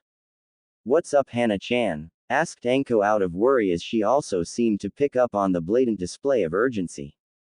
"Naruto-kun isn't talking." "What do you mean? He was talking to us just yesterday," spoke Yugao with a confused expression on her face. "I mean, he isn't talking, he's using a chalkboard to communicate," Hana stated, this time a little quieter as not to alert someone else. "Why?" asked Kurenai in a shocked tone. "I think it has something to do with the place that got burned down 3 days ago," spoke Hana in a hushed tone of voice as the other three's eyes widened in realization. Ayame and Tuki, Enko, Kurenai, and Yugao spoke in unison in thought to give a laugh at what just took place. "Yeah, so what do we do?" asked Hana a little louder than before. "We should leave him be for now, but I do have one question," spoke Yugao in a deadly serious tone, leaving the other three on edge. "What?" Asked the other three females in unison once more, not laughing. Why are we talking in unison? Spoke the girl, chuckling slightly as the other three stared at her with deadpanned expression before joining Yugao in the giggling session. Flashback end. So you six are my guards? Asked an old man who sounded familiar to the blonde-haired boy. Yes, Client-san, we are your escorts. Spoke Kurenai calmly. Why are there kids guarding me? They all look so weak. Especially that blonde one in the black. The old man said the last part with a little playfulness in it. Weak. I don't think you should be saying that, Mr. Taz. Spoke a beast that walked up right behind Naruto's client. Hi, Ice Fang. Spoke the old man with a bit of fear in his voice as he stared at the beast, and took several steps back. What are you doing here? Shouted the boy telepathically to his wolf. Don't worry, your mom understands the situation, and I was just coming to see you off. Spoke the beat mentally without swearing once somehow. Somewhere else, a redhead was walking down a dark tunnel when she sneezed suddenly. Damn, someone forgot to swear like usual. The angry woman shouted. I doubt anyone, or thing has a tongue as foul as you to Yuya. Spoke a rather barrel-like man with a baby-like face, and 3 orange strips of hair on his nearly bald head. Shut your pie hole, Jirobo, I know there's someone else out there who knows how to speak properly. Shouted the redhead angrily as the man just gave her a deadpanned expression. Before he just waved her off, and picked up a brown cloak. Back in Konoha. How have you been, Naruto, my boy? Spoke the man with a large grin on his face. Good, and I think we should start getting you home. Lest you want to anger your daughter again. Wrote the young boy as the man just started to sweat bullets. Yeah, I think you're right, let's go. And Naruto, why aren't you talking? Personal things, old man Taz. Asterisk. Okay. Spoke the man as he wasn't the only one to see the written phrase, and he among others chose not to stick their noses any further in his business. They got the hint that he would tell them when he was ready, and he wasn't, yet. The rest of the journey was walked in silence aside from the bridge builder talking to Naruto, and the boy scribbling responses at inhuman speeds. The group of 7 walked for about 2 hours on the road before they all suddenly stopped. The road in front of them had several burn marks indicating a fire hit the area. Whether it was a fire jutsu or just an idiot attempting a forest fire was unknown, but that wasn't what made them stop, and instantly go tense. The thing that did was the blood that littered the road. There was a lot of it, and it was fresh. The 6 ninjas instantly got into a rectangle formation with Shino and Kiba at the back, Naruto and Hinata on either side of Tazuna, and Hana and Kurenai in the front. We move forward quickly. Spoke Kurenai calmly as she eyed the forest cautiously before the 7 people broke into a jog instead of their slow walk. They stopped jogging after about 15 minutes of nothing happening, but they were still just as alert. Ice Fang, you hear me? Asked the boy in his head. Single quote. Single quote. Single quote. Single quote. Single quote. Single quote. Damn, he's blocking me out. Shouted the boy mentally as the group continued on without stopping. After 20 more minutes, the group came to a clearing in the forest, much like the bloodied battlefield they had been on not an hour before. This had only 2 real differences though. Instead of just blood on the ground without corpses or anything, there were 4 bodies. 1 man, 2 teenagers, and 1 feminine-looking kid the Genin's age. The horrifying part though was that the 4 bodies were missing their heads, and were hanging from the trees by a rope attached to their feet. The second difference was the smell. This place reeked of death, and evil, unlike the last battle-scarred path they had encountered. This one had the horrific smell looming over the dirt road just like the bodies the smell accompanied. Then out of nowhere a chilling wind blew through the road. The shinobi could have sworn they heard a whisper say, "Join us," in a low hush voice that once more sent a chill down the spine. It was as if the Shinigami himself had graced the field of battle, and that gust of wind was the messenger saying he had arrived. 3 out of the 4 genin turned, and puked in a nearby bush. Naruto stood still, and stared at the 4 before looking at the Jonin to see their reaction to the scene before them. The Jonin were standing there scared at the sight of it before turning to Tazuna. Why are there missing nins in our way? Asked Hana calmly as Kurenai was over with the three genin trying to help them cope. I don't know, spoke the scared man as he still had his eyes glued at the hanging corpses. While the two of them were arguing, however, Naruto saw several figures in the distance. Their bodies were barely visible due to the fog that had rolled in, but Naruto saw them nonetheless. The three figures wore masks, and had different colored cloaks on. The first of the three wore a dark crimson cloak and a Hanya mask. The second wore a brown cloak with a mask of a boar on its face, and the last figure wore a spider's mask with a black cloak. Naruto stared at them before they slowly phased out of existence as if they were never there to begin with, but they didn't take the presence of the god of death with them. Naruto smiled as he knew they were real, and were waiting for him, and his team to get to the bridge to confront them. Okay guy, because Mr. Bridge Builder here is saying he doesn't know who those ninjas were, it's up to you guys to decide if we move on or not. Just know from this point on our word is law. Okay? Asked the black-haired Jonin. Sensei why are the people moving? Asked Hinata as her eyes were wide with fear. It's just the wind. Spoke Hana before she turned, and saw that it wasn't the wind. The four figures were on the ground, and walking towards the group with kunais in either hand. The group suddenly stopped, and took battle-ready stances as they faced the group of seven, headless. Wah, what's going on? Shouted Kiba in fear as the pup on top his head whimpered in fear. Keep calm, and protect Tazuna. Shouted Hana as the four genin put their backs up against the old man who was now scared of what was going on. He was about ready to piss his pants. The four corpses charged the two jonin in a heated fight. Hana jumped in front accompanied by her dog while Kurenai stayed behind flying through and seals. String bean binding illusion. Kurenai shouted as nothing happened. She stared wide-eyed, and then realized the problem.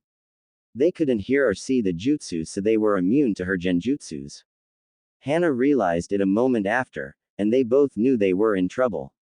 All of you get out of here! Shouted Hana as she turned back, and engaged in a battle of taijutsu with the two smaller teens. Her dog, and Kurenai were fighting the large man, and the girl. The genin from Team 8 were about to till Naruto looked them in the eye. His eyes telling them all they needed to know. Don't you dare attempt to leave your friends behind. The genin nodded, and got into a fighting stance. Akamaru jumped off of Kiba's head, Shino let the bugs within his body flood out, Hinata activated her Byakugan, and Naruto got into a low stance.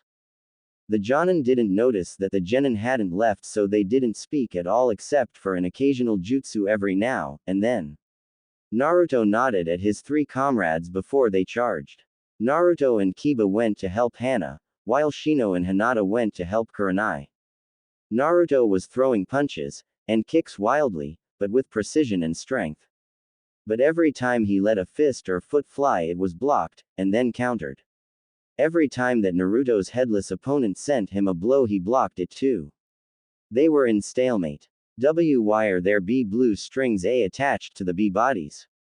Asked Hinata suddenly from across the field, and it clicked in Naruto's head. He noticed thin lines of blue attached to the bodies of the people. Instantly, the boy dodged another punch before rolling underneath the teen he was fighting. He quickly drew a kunai from his pouch, and struck the string, but to no avail as it didn't break. He quickly rolled out of the way of another heel that would have crushed his skull as it slightly dented the ground where Naruto once sat. The boy had to think quick. He knew what he had to do, just not how to do it. Then it hit him, literally, as he received a hit to the face from a chakra-covered fist. He landed near a tree, and spit out some blood before he grabbed another kunai from his pouch, and stood once more. Naruto started pumping chakra into the kunai before it glowed a slight blue as it barely could hold any chakra, but it was enough. The boy smirked before vanishing in a blur of speed, and cutting all the wires attached to the corpses. Instantly, the bodies dropped down lifeless like they were. Everyone looked at Naruto weird as they hadn't figured out how he actually made them suddenly stop except the jonin. They stopped, because they were tired. What did you do? Asked Kiba with a surprised yet happy expression on his face. They were puppets. The boy quickly wrote as he pulled a piece of chalk in his chalkboard of thin air. Pea puppets? Asked Hinata, still staring at the bodies in a battle-ready state in case they tried to stand again. They were controlled, huff, by chakra strings, spoke Hana while huffing as she was still exhausted. We should get huff moving, spoke Kurenai, also huffing. Okay, you all can stay at my place, follow me, shouted Tazuna as if he wasn't just in a life or death situation and didn't have a small wet spot on the crotch area of his pants. After a few hours they arrived at a dock where they ferried a boat across the large, fog-covered river. A few minutes later, and the group was in the town. It was very run down, and gave off the alarm of danger. As if just being here could make you lose hope, and it disheartened the genin minus Naruto as he was used to this already. A few more minutes, and the group was at Tazuna's house. They entered into the house that was strangely devoid of life. Tsunami. Inari. Where are you guys? Shouted Tazuna into the empty house. The man flipped the light on, and saw a note on the table. It read, out to get groceries, took Inari with me. The man sighed in relief. Make yourselves at home, spoke the man as he turned to the group.